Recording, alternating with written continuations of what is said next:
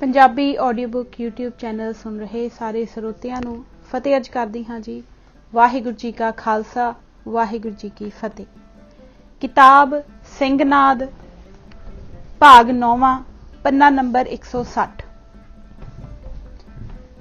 अंबेडकर सिख क्यों ना बन सकिया। भाग पहला।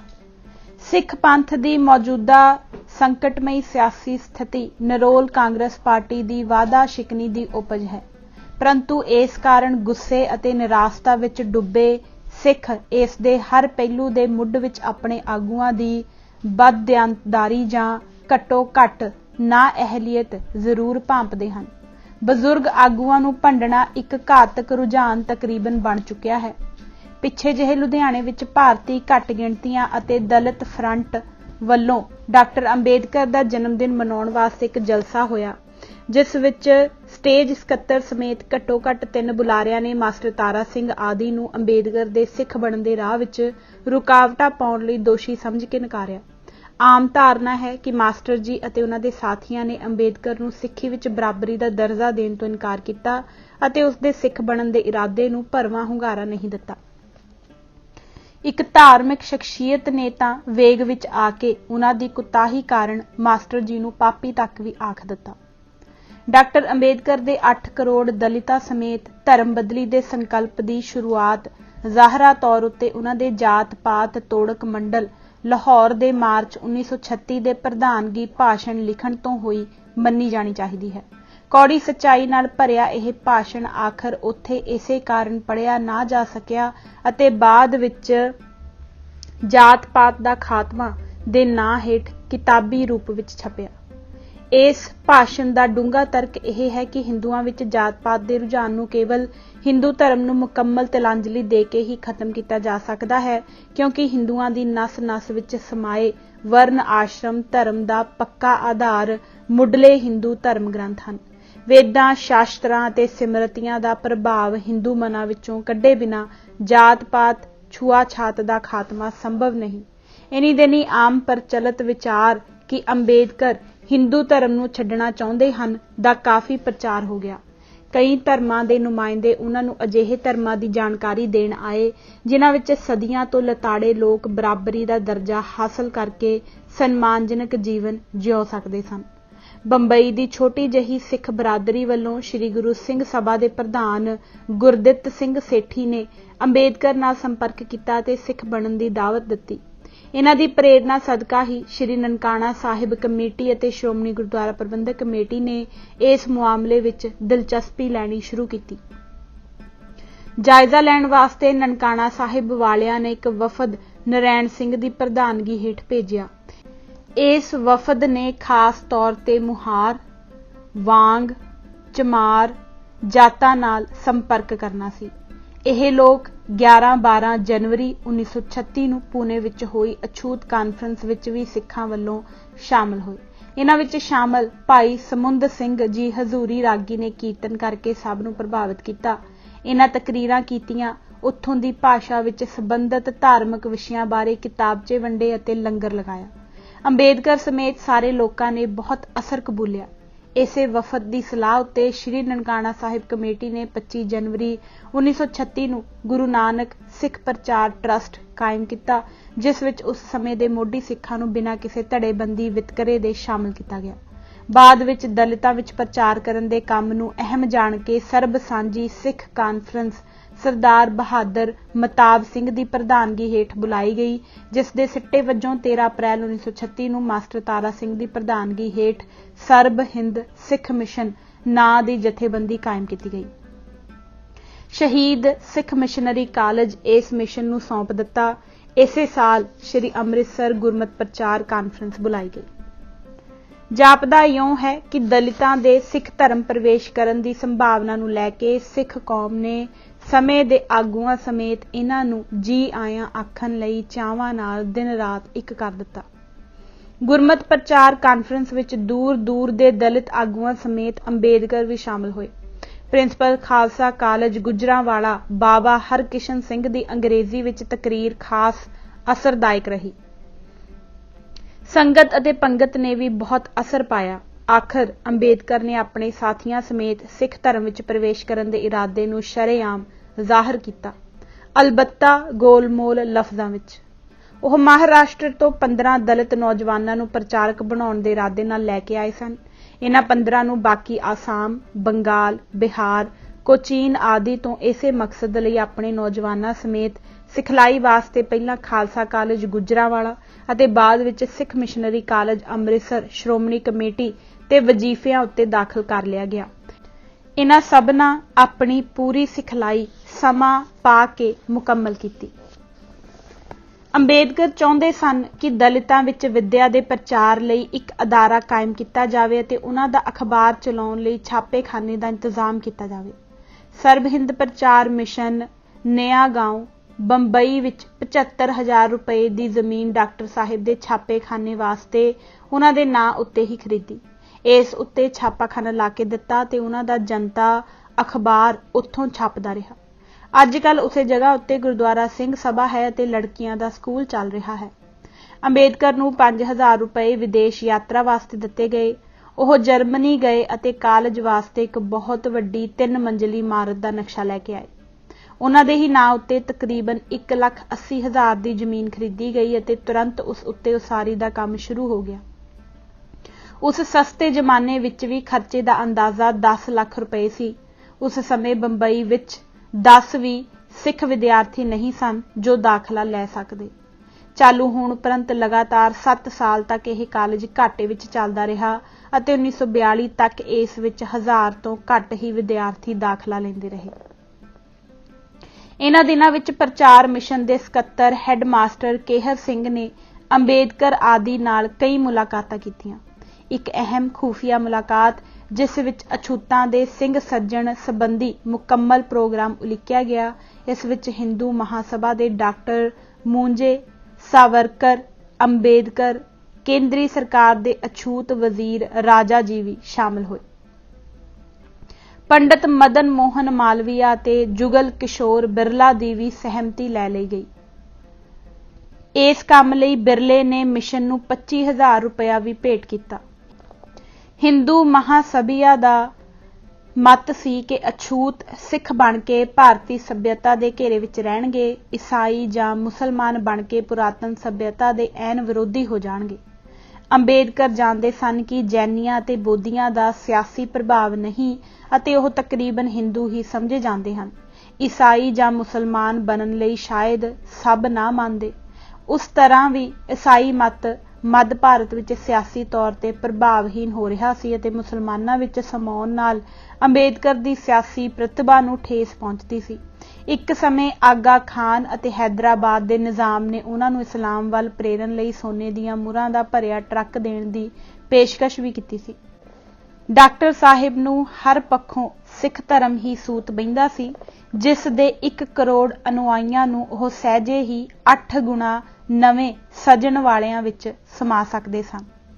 ਖੈਰ, ਕਾਲਜ ਦੇ ਕੰਮ ਵਿੱਚ ਚੁਸਤੀ ਲਿਆਉਣ ਲਈ 22 ਮਾਰਚ 1937 ਨੂੰ ਇਸ ਦੀ ਉਸਾਰੀ ਦਾ ਕੰਮ ਸ਼੍ਰੀ ਨਨਕਾਣਾ ਸਾਹਿਬ ਕਮੇਟੀ ਨੂੰ ਸੌਂਪਿਆ ਗਿਆ, ਜਿਸ ਕੋਲ ਕਿ ਪੈਸੇ ਦਾ ਯੋਗ ਪ੍ਰਬੰਧ ਸੀ। 20 ਜੂਨ ਨੂੰ ਦਾਖਲਾ ਖੁੱਲ੍ਹਣਾ ਸੀ ਅਤੇ ਅੰਬੇਦਕਰ ਚਾਹੁੰਦੇ ਸਨ ਕਿ ਕਾਲਜ ਉਦੋਂ ਤੱਕ ਮੁਕੰਮਲ ਹੋ ਜਾਵੇ। ਕਮੇਟੀ ਦੇ ਨੁਮਾਇੰਦਿਆਂ ਸਰਦਾਰ ਨਰੈਣ ਸਿੰਘ ਅਤੇ ਸਰਦਾਰ ਆਤਮਾ ਸਿੰਘ, ਜੋ ਬਾਅਦ ਵਿੱਚ ਕਈ ਵਾਰ ਵਜ਼ੀਰ ਬਣੇ, ਨੇ ਜ਼ੋਰ ਸ਼ੋਰ ਨਾਲ ਕੰਮ ਆਰੰਭ ਕਰ ਦਿੱਤਾ। ਕਈ ਵਾਰ ਰਾਤ ਨੂੰ 2-2 ਵਜੇ ਤੱਕ ਕੰਮ ਚੱਲਦਾ ਤੇ ਪ੍ਰਬੰਧਕ ਕੰਮ ਉੱਤੇ ਖੜੇ ਹੀ ਰੋਟੀ ਖਾਂਦੇ। ਅੰਬੇਦਕਰ ਦੂਜੇ ਤੀਜੇ ਦਿਨ ਆਉਂਦੇ ਅਤੇ ਆਪਣੇ ਸੁਝਾਅ ਦੇ ਜਾਂਦੇ। 40 ਕਮਰਿਆਂ ਦੀ 3 ਮੰਜ਼ਲੀ ਇਮਾਰਤ ਨੂੰ ਆਖਰ 3 ਮਹੀਨਿਆਂ ਵਿੱਚ ਮੁਕੰਮਲ ਕੀਤਾ ਤੇ 20 ਜੂਨ 1937 ਨੂੰ ਦਾਖਲੇ ਵਾਲੇ ਦਿਨ ਮੇਜ਼ਾਂ, ਕੁਰਸੀਆਂ ਆਦਿ ਸਮੇਤ ਤਿਆਰ ਬਰ-ਤਿਆਰ ਸੀ। ਇਹਨਾਂ ਦਿਨਾਂ ਵਿੱਚ ਹੀ ਕੁਝ ਨਵੀਆਂ ਸੋਚਾਂ ਉੱਭਰੀਆਂ ਅਤੇ ਘਟਨਾਵਾਂ ਵਾਪਰੀਆਂ ਜਿਨ੍ਹਾਂ ਨੇ ਡਾਕਟਰ ਅੰਬੇਦਕਰ ਨੂੰ ਸਿੱਖ ਧਰਮ ਵੱਲੋਂ ਉਪਰਾਮ ਕਰ ਦਿੱਤਾ। ਪ੍ਰਮੁੱਖ ਤੌਰ ਤੇ ਮੋਹਨਦਾਸ ਕਰਮਚੰਦ ਗਾਂਧੀ ਅਤੇ ਉਹਨਾਂ ਦੀ ਕਾਂਗਰਸ ਪਾਰਟੀ ਦੀ ਸਿੱਖ ਵਿਰੋਧੀ ਜ਼ਹਿਨੀਅਤ ਹੀ ਇਸ ਅਚਾਨਕ ਹੋਈ ਤਬਦੀਲੀ ਲਈ ਜ਼ਿੰਮੇਵਾਰ ਸੀ। ਸਿੱਖ ਆਗੂ ਤੁਰੰਤ ਭਾਂਪ ਗਏ ਕਿ ਗਾਂਧੀ ਅਤੇ ਕਾਂਗਰਸੀ ਨੇਤਾ ਅਛੂਤਾਂ ਦੇ ਸਿੱਖ ਬਣਨ ਵਿਰੁੱਧ ਹਨ। ਰੋਕਥਾਮ ਵਜੋਂ ਉਹਨਾਂ ਮਾਸਟਰ ਸੁਜਾਨ ਸਿੰਘ ਨੂੰ ਗਾਂਧੀ ਨਾਲ ਗੱਲਬਾਤ ਲਈ ਭੇਜਿਆ। ਗਾਂਧੀ ਨੇ ਘੜੀ ਫੜ ਕੇ ਜਾਂਦਿਆਂ ਹੀ ਉਹਨਾਂ ਨੂੰ ਕਿਹਾ ਕਿ ਉਹ ਕੇਵਲ 5 ਮਿੰਟ ਉਹਨਾਂ ਨੂੰ ਦੇ ਸਕਦੇ ਹਨ। ਸੁਜਾਨ ਸਿੰਘ ਦੀ ਗਾਂਧੀ ਨਾਲ ਹੇਠ ਲਿਖੇ ਅਨੁਸਾਰ ਗੱਲ ਹੋਈ। ਸੁਜਾਨ ਸਿੰਘ, ਆਪ ਨੂੰ ਅਛੂਤ ਲੋਕਾਂ ਦੇ ਸਿੱਖ ਬਣ ਜਾਣ ਉੱਤੇ ਕੀ ਇਤਰਾਜ਼ ਹੈ? ਗਾਂਧੀ, ਕਿਆ ਸਿੱਖ ਹਿੰਦੂ है? सिंह, नहीं। गांधी, अगर सिख हिंदू नहीं है तो सिख और मुसलमान में क्या फर्क है? जब अछूतों ने हिंदू नहीं रहना तो वह सिख क्यों बने, मुसलमान क्यों ना बन जाएं? सिंह, उन्हां दी मास्टर तारा सिंह नूं लिखी चिट्ठी दा हवाला दिंदे होए, आप तो अपने आप को इंडियन कहते हैं, आपको हिंदू मुसलमान में फर्क क्यों नजर आता है? कोई अंबेडकर सिख बने, मुसलमान बने या हिंदू रहे, आपको इसमें फर्क क्यों नजर पड़ता है? गांधी, छिथे पैके, सरदार साहिब मेरे पास और वक्त नहीं। सिंह, उठते हुए, आप हिपक्रिट पाखंडी है। ਗਾਂਧੀ ਅਤੇ ਕਾਂਗਰਸੀ ਹਿੰਦੂਆਂ ਨੇ ਅੰਬੇਦਕਰ ਦੇ ਆਲੇ ਦੁਆਲੇ ਦੇ ਅਛੂਤ ਆਗੂਆਂ ਉੱਤੇ ਉਹਨਾਂ ਨੂੰ ਅੰਬੇਦਕਰ ਨਾਲੋਂ ਨਾਤਾ ਤੋੜਨ ਦੀ ਕੁਚੇਸ਼ਟਾ ਅਧੀਨ ਡੋਰੇ ਪਾਉਣੇ ਸ਼ੁਰੂ ਕਰ ਦਿੱਤੇ। ਅਜਿਹੇ ਸੰਕੇਤ ਵੀ ਮਿਲਦੇ ਹਨ ਕਿ ਸ਼ਾਇਦ ਅੰਬੇਦਕਰ ਦੀ ਗੁੱਝੀ ਸਹਿਮਤੀ ਨਾਲ ਹੀ ਤਾਣਾ ਬਾਣਾ ਬੁਣਿਆ ਗਿਆ। ਉਹਨਾਂ ਨੂੰ ਵਿਸ਼ਵਾਸ ਦਿਵਾਇਆ ਗਿਆ ਕਿ ਹਿੰਦੂ ਸਮਾਜ ਦੇ ਅੰਦਰ ਅਛੂਤਾਂ ਦਾ ਦਰਜਾ ਉੱਚਾ ਕੀਤਾ ਜਾਵੇਗਾ ਅਤੇ ਨੌਕਰੀਆਂ ਆਦਿ ਵਿੱਚ ਯੋਗ ਸਥਾਨ ਦਿੱਤਾ ਜਾਵੇਗਾ।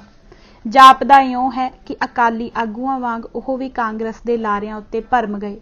ਵਾਅਦਿਆਂ ਦੇ ਖੋਖਲੇ ਹੋਣ ਅਤੇ ਨਾਕਾਫੀ ਹੋਣ ਬਾਰੇ ਚਾਨਣ ਤਾਂ ਉਹਨਾਂ ਨੂੰ ਵੀ 1950 ਤੋਂ ਬਾਅਦ ਹੀ ਹੋਇਆ। ਉਸ ਸਮੇਂ ਵੇਲਾ ਵਿਹਾ ਚੁੱਕਿਆ ਸੀ। ਉਹਨਾਂ ਦਾ ਸਿੱਖ ਧਰਮ ਵਿੱਚ ਪ੍ਰਵੇਸ਼ ਅਸੰਭਵ ਸੀ। ਹੁਣ ਉਹ ਹਿੰਦੂ ਧਰਮ ਵਿੱਚ ਨਾ ਮਰਨ ਦੇ ਸੰਕਲਪ ਨੂੰ ਕੇਵਲ ਬੋਧੀ ਜਾਂ ਜੈਨੀ ਬਣ ਕੇ ਹੀ ਨਿਭਾ ਸਕਦੇ ਸਨ। ਆਖਰ ਉਹਨਾਂ ਕੋਲ ਆਪਣੇ ਲੋਕਾਂ ਨੂੰ ਹਿੰਦੂ ਸ਼ਾਸਤਰਾਂ ਦੇ ਪ੍ਰਭਾਵ ਤੋਂ ਬਚਾਉਣ ਲਈ ਇੱਕੋ ਇੱਕ ਰਾਹ ਬੁੱਧਮ ਸ਼ਰਣਮ ਗਛਾਮੀ ਹੀ ਰਹਿ ਗਿਆ ਸੀ ਅਤੇ ਹੁਣ ਬੜੀ ਇਮਾਨਦਾਰੀ ਨਾਲ ਉਹ ਇਸ ਰਾਹੇ ਪੈ ਗਏ। ਮਈ ਦੇ ਮਹੀਨੇ ਡਾਕਟਰ ਅੰਬੇਦਕਰ ਨੂੰ ਕੁਝ ਉਲਝਣਾਂ ਵਿੱਚ ਮਹਿਸੂਸ ਕੀਤਾ ਗਿਆ। 23 ਮਈ 1937 ਨੂੰ ਬਾਬਾ ਹਰਕਿਸ਼ਨ ਸਿੰਘ, ਪ੍ਰਿੰਸੀਪਲ ਕਸ਼ਮੀਰਾ ਸਿੰਘ, ਮਾਸਟਰ ਸੁਜਾਨ ਸਿੰਘ, ਈਸਰ ਸਿੰਘ ਮਝੈਲ ਅਤੇ ਤੇਜਾ ਸਿੰਘ ਅਕਰਪੁਰੀ ਪੰਜਾਬ ਤੋਂ ਬੰਬਈ ਡਾਕਟਰ ਅੰਬੇਦਕਰ ਨਾਲ ਫੈਸਲਾਕੁੰਨ ਗੱਲਬਾਤ ਲਈ ਪਹੁੰਚੇ। ਉਹਨਾਂ ਨੂੰ ਇਸ ਵਫਦ ਦੇ ਆਉਣ ਦਾ ਅਗਾਊਂ ਪਤਾ ਲੱਗ ਚੁੱਕਾ ਸੀ ਅਤੇ ਉਹ ਅਚਾਨਕ ਗਰਮੀ ਦੀਆਂ ਛੁੱਟੀਆਂ ਬਿਤਾਉਣ ਲਈ ਜੰਜੀਰਾਂ ਨਾਂ ਦੇ ਟਾਪੂ ਉੱਤੇ ਚਲੇ ਗਏ ਸਨ। ਪੰਜਾਬੋਂ ਆਏ ਵਫਦ ਨੇ ਨਰੈਣ ਸਿੰਘ ਸੇਠੀ ਨੂੰ ਨਾਲ ਲਿਆ ਅਤੇ ਜੰਜੀਰੇ ਪਹੁੰਚ ਗਏ। ਆਖਰ ਗੱਲਬਾਤ ਇਉਂ ਨਿਬੜੀ।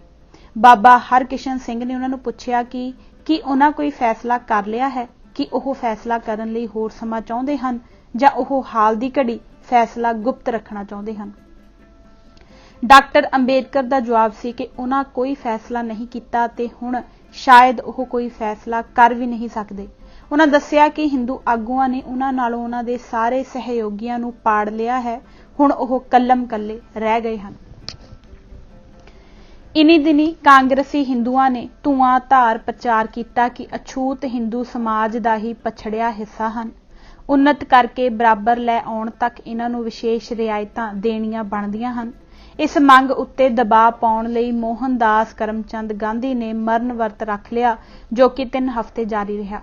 ਆਖਰ ਰਾਜਾ ਜੀ ਅਤੇ ਪੰਡਤ ਮਦਨ ਮੋਹਨ ਮਾਲਵੀਆ, ਜੋ ਉਸ ਸਮੇਂ ਸੈਂਟਰਲ ਕੈਬਨਿਟ ਦੇ ਮੈਂਬਰ ਸਨ, ਦੇ ਯਤਨਾਂ ਨਾਲ ਅਛੂਤਾਂ ਨੂੰ ਪਛੜੇ ਹਿੰਦੂ ਮੰਨ ਕੇ ਉਹਨਾਂ ਲਈ ਦੇਸ਼ ਦੇ ਰਾਜਸੀ ਜੀਵਨ ਅੰਦਰ ਵਿਸ਼ੇਸ਼ ਅਸਾਮੀਆਂ ਸੁਰੱਖਿਅਤ ਕੀਤੀਆਂ ਜਾਣ ਦਾ ਐਲਾਨ ਸਰਕਾਰ ਵੱਲੋਂ ਕਰਵਾਇਆ ਗਿਆ।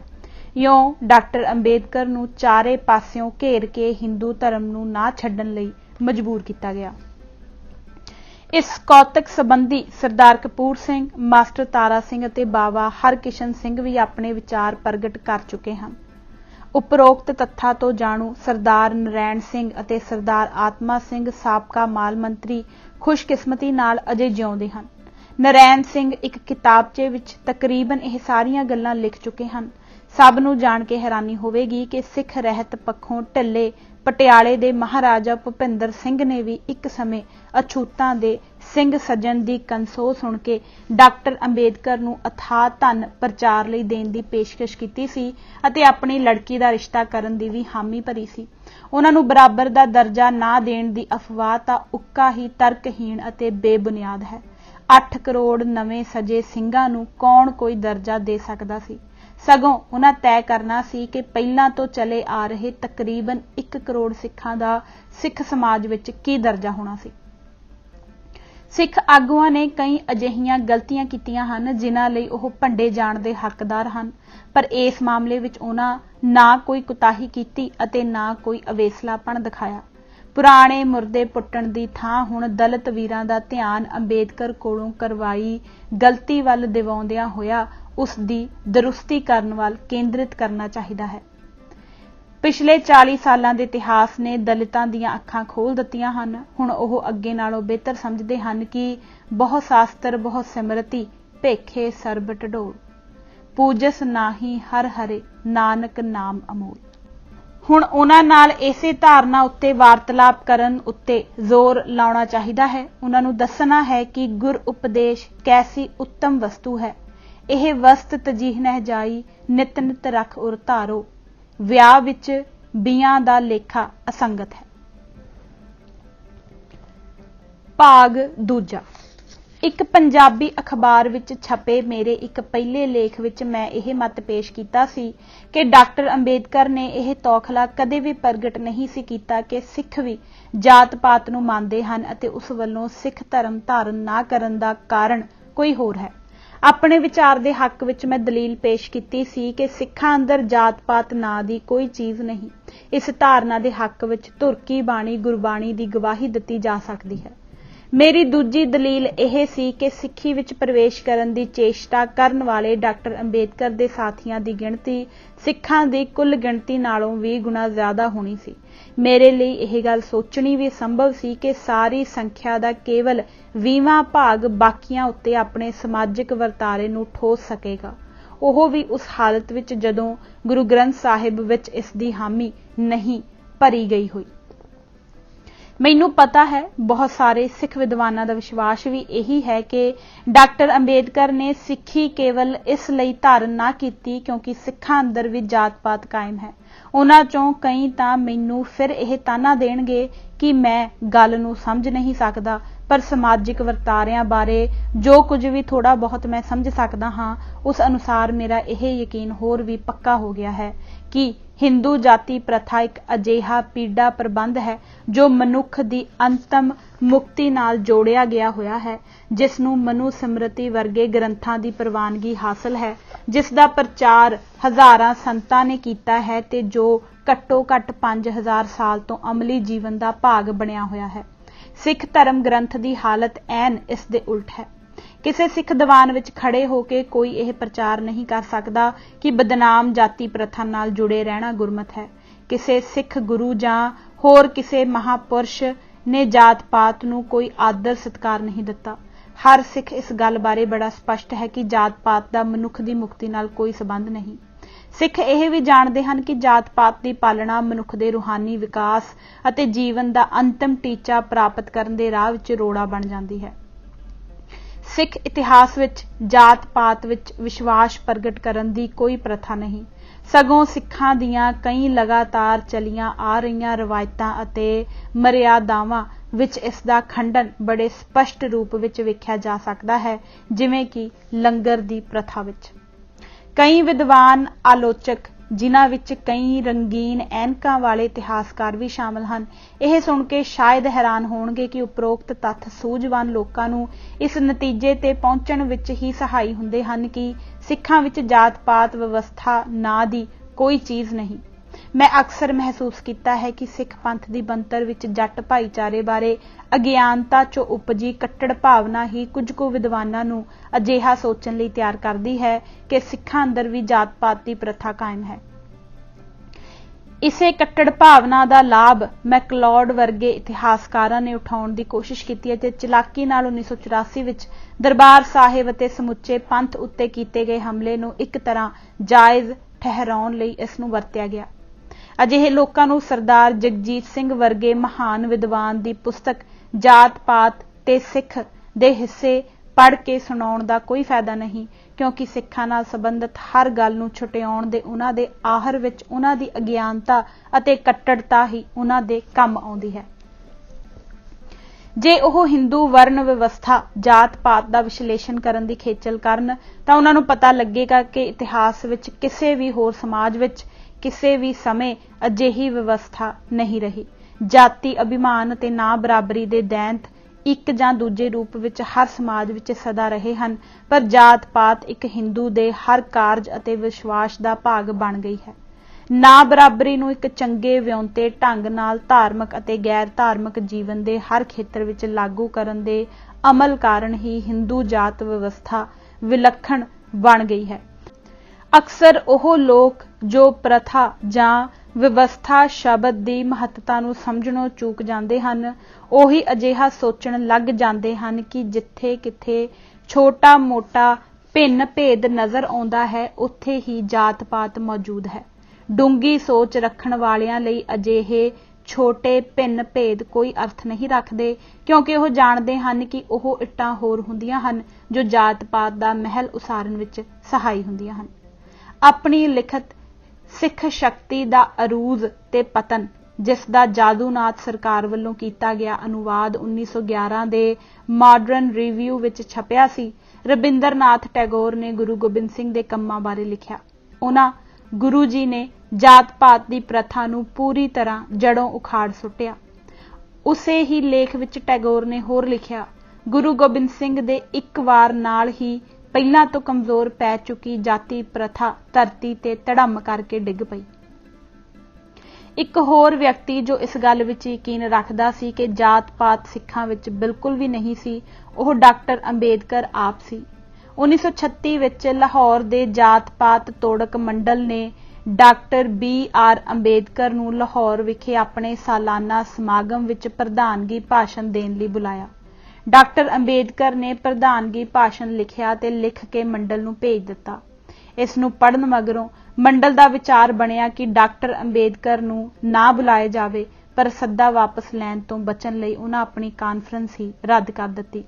ਉਹ ਭਾਸ਼ਣ ਜੋ ਲਾਹੌਰ ਵਿੱਚ ਨਾ ਪੜ੍ਹਿਆ ਜਾ ਸਕਿਆ, ਮਗਰੋਂ ਜਾਤ ਪਾਤ ਦਾ ਖਾਤਮਾ ਦੇ ਨਾਂ ਹੇਠ ਪ੍ਰਕਾਸ਼ਿਤ ਕਰ ਦਿੱਤਾ ਗਿਆ ਤੇ ਹੁਣ ਡਾਕਟਰ ਬਾਬਾ ਸਾਹਿਬ ਅੰਬੇਦਕਰ ਦੀਆਂ ਲਿਖਤਾਂ ਤੇ ਭਾਸ਼ਣ ਨਾਂ ਦੀ ਪੁਸਤਕ ਵਿੱਚ ਮਿਲਦਾ ਹੈ। ਆਪਣੇ ਬੜੇ ਹੀ ਸਵਾਰ ਕੇ ਲਿਖੇ ਭਾਸ਼ਣ ਵਿੱਚ ਡਾਕਟਰ ਅੰਬੇਦਕਰ ਆਪਣੇ ਇਸ ਮੱਤ ਦੇ ਹੱਕ ਵਿੱਚ 3 ਕਾਰਨ ਬਿਆਨ ਕਰਦੇ ਹਨ ਕਿ ਗੈਰ ਹਿੰਦੂਆਂ ਵਿੱਚ ਜਾਤ ਪਾਤ ਵਿਵਸਥਾ ਨਹੀਂ ਹੈ। ਪਹਿਲਾ, ਕਿਸੇ ਸਿੱਖ ਨੂੰ ਪੁੱਛੋ ਕਿ ਉਹ ਕੌਣ ਹੈ, ਉਹ ਤੁਹਾਨੂੰ ਦੱਸੇਗਾ ਕਿ ਉਹ ਸਿੱਖ ਹੈ। ਉਹ ਤੁਹਾਨੂੰ ਆਪਣੀ ਜਾਤ ਨਹੀਂ ਦੱਸਦਾ। ਪਰ ਹਿੰਦੂਆਂ ਦੇ ਮਾਮਲੇ ਵਿੱਚ ਜਾਤ ਇੰਨੀ ਮਹੱਤਵਪੂਰਨ ਹੈ ਕਿ ਇਸ ਨੂੰ ਜਾਣੇ ਬਗੈਰ ਤੁਸੀਂ ਕੋਈ ਪੱਕਾ ਵਿਚਾਰ ਹੀ ਨਹੀਂ ਬਣਾ ਸਕਦੇ ਕਿ ਉਹ ਕਿਹੋ ਜਿਹਾ ਵਿਅਕਤੀ ਹੈ। ਗੈਰ ਹਿੰਦੂਆਂ ਵਿੱਚ ਜਾਤ ਪਾਤ ਦਾ ਇੰਨਾ ਸਮਾਜਿਕ ਮਹੱਤਵ ਨਹੀਂ ਹੈ। ਦੂਜਾ, ਜੇ ਕੋਈ ਸਿੱਖ ਆਪਣੀ ਜਾਤ ਛੱਡ ਦਿੰਦਾ ਹੈ ਤਾਂ ਸਿੱਖ ਉਸ ਨੂੰ ਆਪਣੇ ਵਿੱਚੋਂ ਛੇਕ ਨਹੀਂ ਦੇਣਗੇ, ਪਰ ਹਿੰਦੂਆਂ ਦੇ ਮਾਮਲੇ ਵਿੱਚ ਜਾਤ ਬਦਲਣ ਵਾਲੇ ਨੂੰ ਅਵਸ਼ ਛੇਕਿਆ ਜਾਵੇਗਾ। ਤੀਜਾ, ਗੈਰ ਹਿੰਦੂਆਂ ਅੰਦਰ ਜਾਤ ਪਾਤ ਨੂੰ ਧਰਮ ਵੱਲੋਂ ਕੋਈ ਪ੍ਰਵਾਨਗੀ ਨਹੀਂ ਦਿੱਤੀ ਗਈ ਹੈ, ਪਰ ਹਿੰਦੂਆਂ ਵਿੱਚ ਇਹ ਧਰਮ ਦੇ ਸਹਾਰੇ ਹੀ ਖੜੀ ਹੈ। ਗੈਰ ਹਿੰਦੂਆਂ ਅੰਦਰ ਜਾਤ ਪਾਤ ਇੱਕ ਚਲੀ ਆ ਰਹੀ ਰੀਤ ਹੈ, ਕੋਈ ਪਵਿੱਤਰ ਧਾਰਮਿਕ ਸੰਸਥਾ ਨਹੀਂ। ਉਹਨਾਂ ਗੈਰ ਹਿੰਦੂਆਂ ਨੇ ਇਸ ਨੂੰ ਜਨਮ ਨਹੀਂ ਸੀ ਦਿੱਤਾ। ਉਹਨਾਂ ਦੀ ਹਾਲਤ ਵਿੱਚ ਇਹ ਸਿਰਫ ਮਰੀ ਨਹੀਂ। ਉਹ ਜਾਤ ਨੂੰ ਇੱਕ ਧਾਰਮਿਕ ਵਿਚਾਰਧਾਰਾ ਨਹੀਂ ਮੰਨਦੇ। ਧਰਮ ਹਿੰਦੂਆਂ ਨੂੰ ਮਜਬੂਰ ਕਰਦਾ ਹੈ ਕਿ ਜਾਤ ਪਾਤ ਦੇ ਆਧਾਰ ਤੇ ਮਨੁੱਖਾਂ ਨੂੰ ਨਿਖੇੜਨਾ ਇੱਕ ਸ਼ੁਭ ਕਰਮ ਹੈ। ਜੇ ਹਿੰਦੂ ਜਾਤ ਪਾਤ ਨੂੰ ਤੋੜਨਾ ਚਾਹਣਗੇ ਤਾਂ ਉਹਨਾਂ ਦਾ ਧਰਮ ਉਹਨਾਂ ਦੇ ਰਾਹ ਵਿੱਚ ਆ ਜਾਏਗਾ। ਡਾਕਟਰ ਅੰਬੇਦਕਰ ਨੇ ਇਹ ਵਿਚਾਰ 1936 ਵਿੱਚ ਪ੍ਰਗਟ ਕੀਤੇ ਸਨ ਤੇ ਇਹ ਸਮਾਂ ਸਾਡੇ ਲਈ ਕਾਫੀ ਮਹੱਤਵਪੂਰਨ ਹੈ। ਉਪਰੋਕਤ ਘਟਨਾ ਬਾਰੇ ਗਾਂਧੀ ਦਾ ਪ੍ਰਤੀਕਰਮ ਸਪਸ਼ਟ ਕਰਦਾ ਹੈ ਕਿ ਹਿੰਦੂ ਸਮਾਜ ਵਿੱਚ ਜਾਤ ਪਾਤ ਬਾਰੇ ਉਸਦੇ ਅਸਲ ਵਿਚਾਰ ਕੀ ਸਨ। ਮੰਡਲ ਦੇ ਕਾਰਜਕਰਤਾ ਸੰਤ ਰਾਮ ਨੇ ਗਾਂਧੀ ਨੂੰ ਦੱਸਿਆ ਕਿ ਮੰਡਲ ਆਪ ਜਾਤ ਪਾਤ ਵਿੱਚ ਯਕੀਨ ਨਹੀਂ ਰੱਖਦਾ, ਪਰ ਉਹਨਾਂ ਨੂੰ ਕਾਨਫਰੰਸ ਇਸ ਲਈ ਰੱਦ ਕਰਨੀ ਪਈ ਜਦੋਂ ਅੰਬੇਦਕਰ ਨੇ ਆਪਣੇ ਭਾਸ਼ਣ ਵਿੱਚ ਇਹ ਕਹਿਣ ਦੀ ਜ਼ਿੱਦ ਕੀਤੀ ਕਿ ਇੱਕ ਹਿੰਦੂ ਵਜੋਂ ਇਹ ਮੇਰਾ ਅੰਤਮ ਭਾਸ਼ਣ ਹੈ।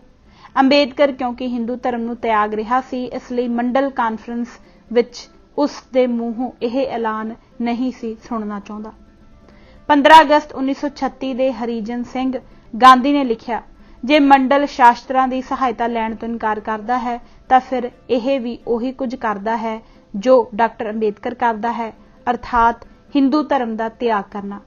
ਪਰ ਇਹ ਪੁੱਛਣਾ ਗਲਤ ਨਹੀਂ ਹੋਵੇਗਾ ਕਿ ਜੇ ਮੰਡਲ ਸ਼ਾਸਤਰਾਂ ਨੂੰ ਰੱਦ ਕਰਦਾ ਹੈ ਤਾਂ ਫਿਰ ਮੰਨਦਾ ਕਿਸ ਨੂੰ ਹੈ? ਕੁਰਾਨ ਦਾ ਤਿਆਗ ਕਰਕੇ ਕੋਈ ਮੁਸਲਮਾਨ ਕਿਵੇਂ ਬਣਿਆ ਰਹਿ ਸਕਦਾ ਹੈ ਤੇ ਬਾਈਬਲ ਨੂੰ ਛੱਡ ਕੇ ਕੋਈ ਈਸਾਈ ਕਿਵੇਂ ਹੋ ਸਕਦਾ ਹੈ? ਇਸ ਤੋਂ ਅੱਗੇ ਗਾਂਧੀ ਆਮ ਜਨਤਾ ਦਾ ਧਿਆਨ ਰੱਖ ਕੇ ਆਪਣੇ ਸਿਧਾਂਤ ਵੱਲ ਇਸ਼ਾਰਾ ਕਰਦਾ ਹੈ ਕਿ ਸ਼ਾਸਤਰਾਂ ਅਤੇ ਜਾਤ-ਪਾਤ ਵਿਵਸਥਾ ਵਿਚਲੀ ਦੁਬਿਧਾ ਨੂੰ ਕਿਵੇਂ ਮਿਟਾਉਣਾ ਅਤੇ ਇੱਕ ਦੂਜੇ ਦੇ ਪੂਰਕ ਬਣਾਉਣਾ ਹੈ। ਉੱਪਰ ਵਰਣਿਤ ਪੰਜਾਬੀ ਅਖਬਾਰ ਨੇ ਹੁਣੇ ਜਿਹੇ ਇੱਕ ਹੋਰ ਲੇਖ ਪ੍ਰਕਾਸ਼ਿਤ ਕੀਤਾ ਹੈ ਜਿਸ ਵਿੱਚ ਮੇਰੇ ਪਹਿਲੇ ਲੇਖ ਵਿੱਚ ਦਿੱਤੇ ਮੇਰੇ ਵਿਚਾਰਾਂ ਦਾ ਮਜ਼ਾਕ ਉਡਾਇਆ ਗਿਆ ਹੈ। ਗਾਂਧੀ ਦੀ ਇਹ ਕਹਿ ਕੇ ਹਮਾਇਤ ਕੀਤੀ ਗਈ ਹੈ ਕਿ ਦਲਿਤਾਂ ਨੂੰ ਸਿੱਖ ਬਣਨੋਂ ਰੋਕ ਕੇ ਉਸਨੇ ਕੋਈ ਗਲਤ ਗੱਲ ਨਹੀਂ ਕੀਤੀ ਕਿਉਂਕਿ ਅਜਿਹਾ ਕਰਨਾ ਉਸਦੇ ਹਿੰਦੂ ਫਿਰਕੇ ਦੇ ਭਲੇ ਵਿੱਚ ਸੀ। ਅਜਿਹਾ ਕਹਿਣ ਨਾਲ ਕਿ ਭਾਰਤੀ ਜਨਤਾ ਦੇ ਵੱਡੇ ਭਾਗ ਦੀ ਬੰਦ ਖਲਾਸੀ ਨੂੰ ਰੋਕਣ ਦੀ ਉਸਦੀ ਇੱਛਾ ਦੇ ਗੈਰ ਸਦਾਚਾਰਕ ਖਾਸੇ ਨੂੰ ਭੁਲਾਇਆ ਜਾ ਸਕਦਾ ਹੈ। ਗਾਂਧੀ ਦੀ ਭੂਮਿਕਾ ਦਾ ਵਿਸ਼ਲੇਸ਼ਣ ਕਰਨ ਸਮੇਂ ਮੇਰਾ ਨੁਕਤਾ ਕੇਵਲ ਇੰਨਾ ਸੀ ਕਿ ਭਾਵੇਂ ਉਹ ਗੈਰ ਫਿਰਕੂ ਕੌਮੀ ਆਗੂ ਹੋਣ ਦਾ ਵਿਖਾਵਾ ਕਰਦਾ ਸੀ ਜੋ ਸਭਨਾਂ ਦੇ ਭਲੇ ਲਈ ਕੰਮ ਕਰਦਾ ਸੀ, ਪਰ ਦਿਲੋਂ ਮਨੋਂ ਉਹ ਕੇਵਲ ਇੱਕ ਹਿੰਦੂ ਲੀਡਰ ਹੀ ਸੀ। ਘੱਟੋ ਘੱਟ ਮੇਰੇ ਇਸ ਨਿਰਣੇ ਵਿੱਚ ਕੋਈ ਗਲਤੀ ਨਹੀਂ ਲੱਭੀ ਗਈ, ਪਰ ਗਾਂਧੀ ਦੇ ਫਿਰਕੂ ਰਵੱਈਏ ਨੂੰ ਇਹ ਕਹਿ ਕੇ ਜਾਇਜ਼ ਠਹਿਰਾਇਆ ਗਿਆ ਕਿ ਉਹ ਆਪਣੇ ਫਿਰਕੇ ਦੇ ਹਿੱਤਾਂ ਦੀ ਰਖਵਾਲੀ ਕਰ ਰਿਹਾ ਸੀ।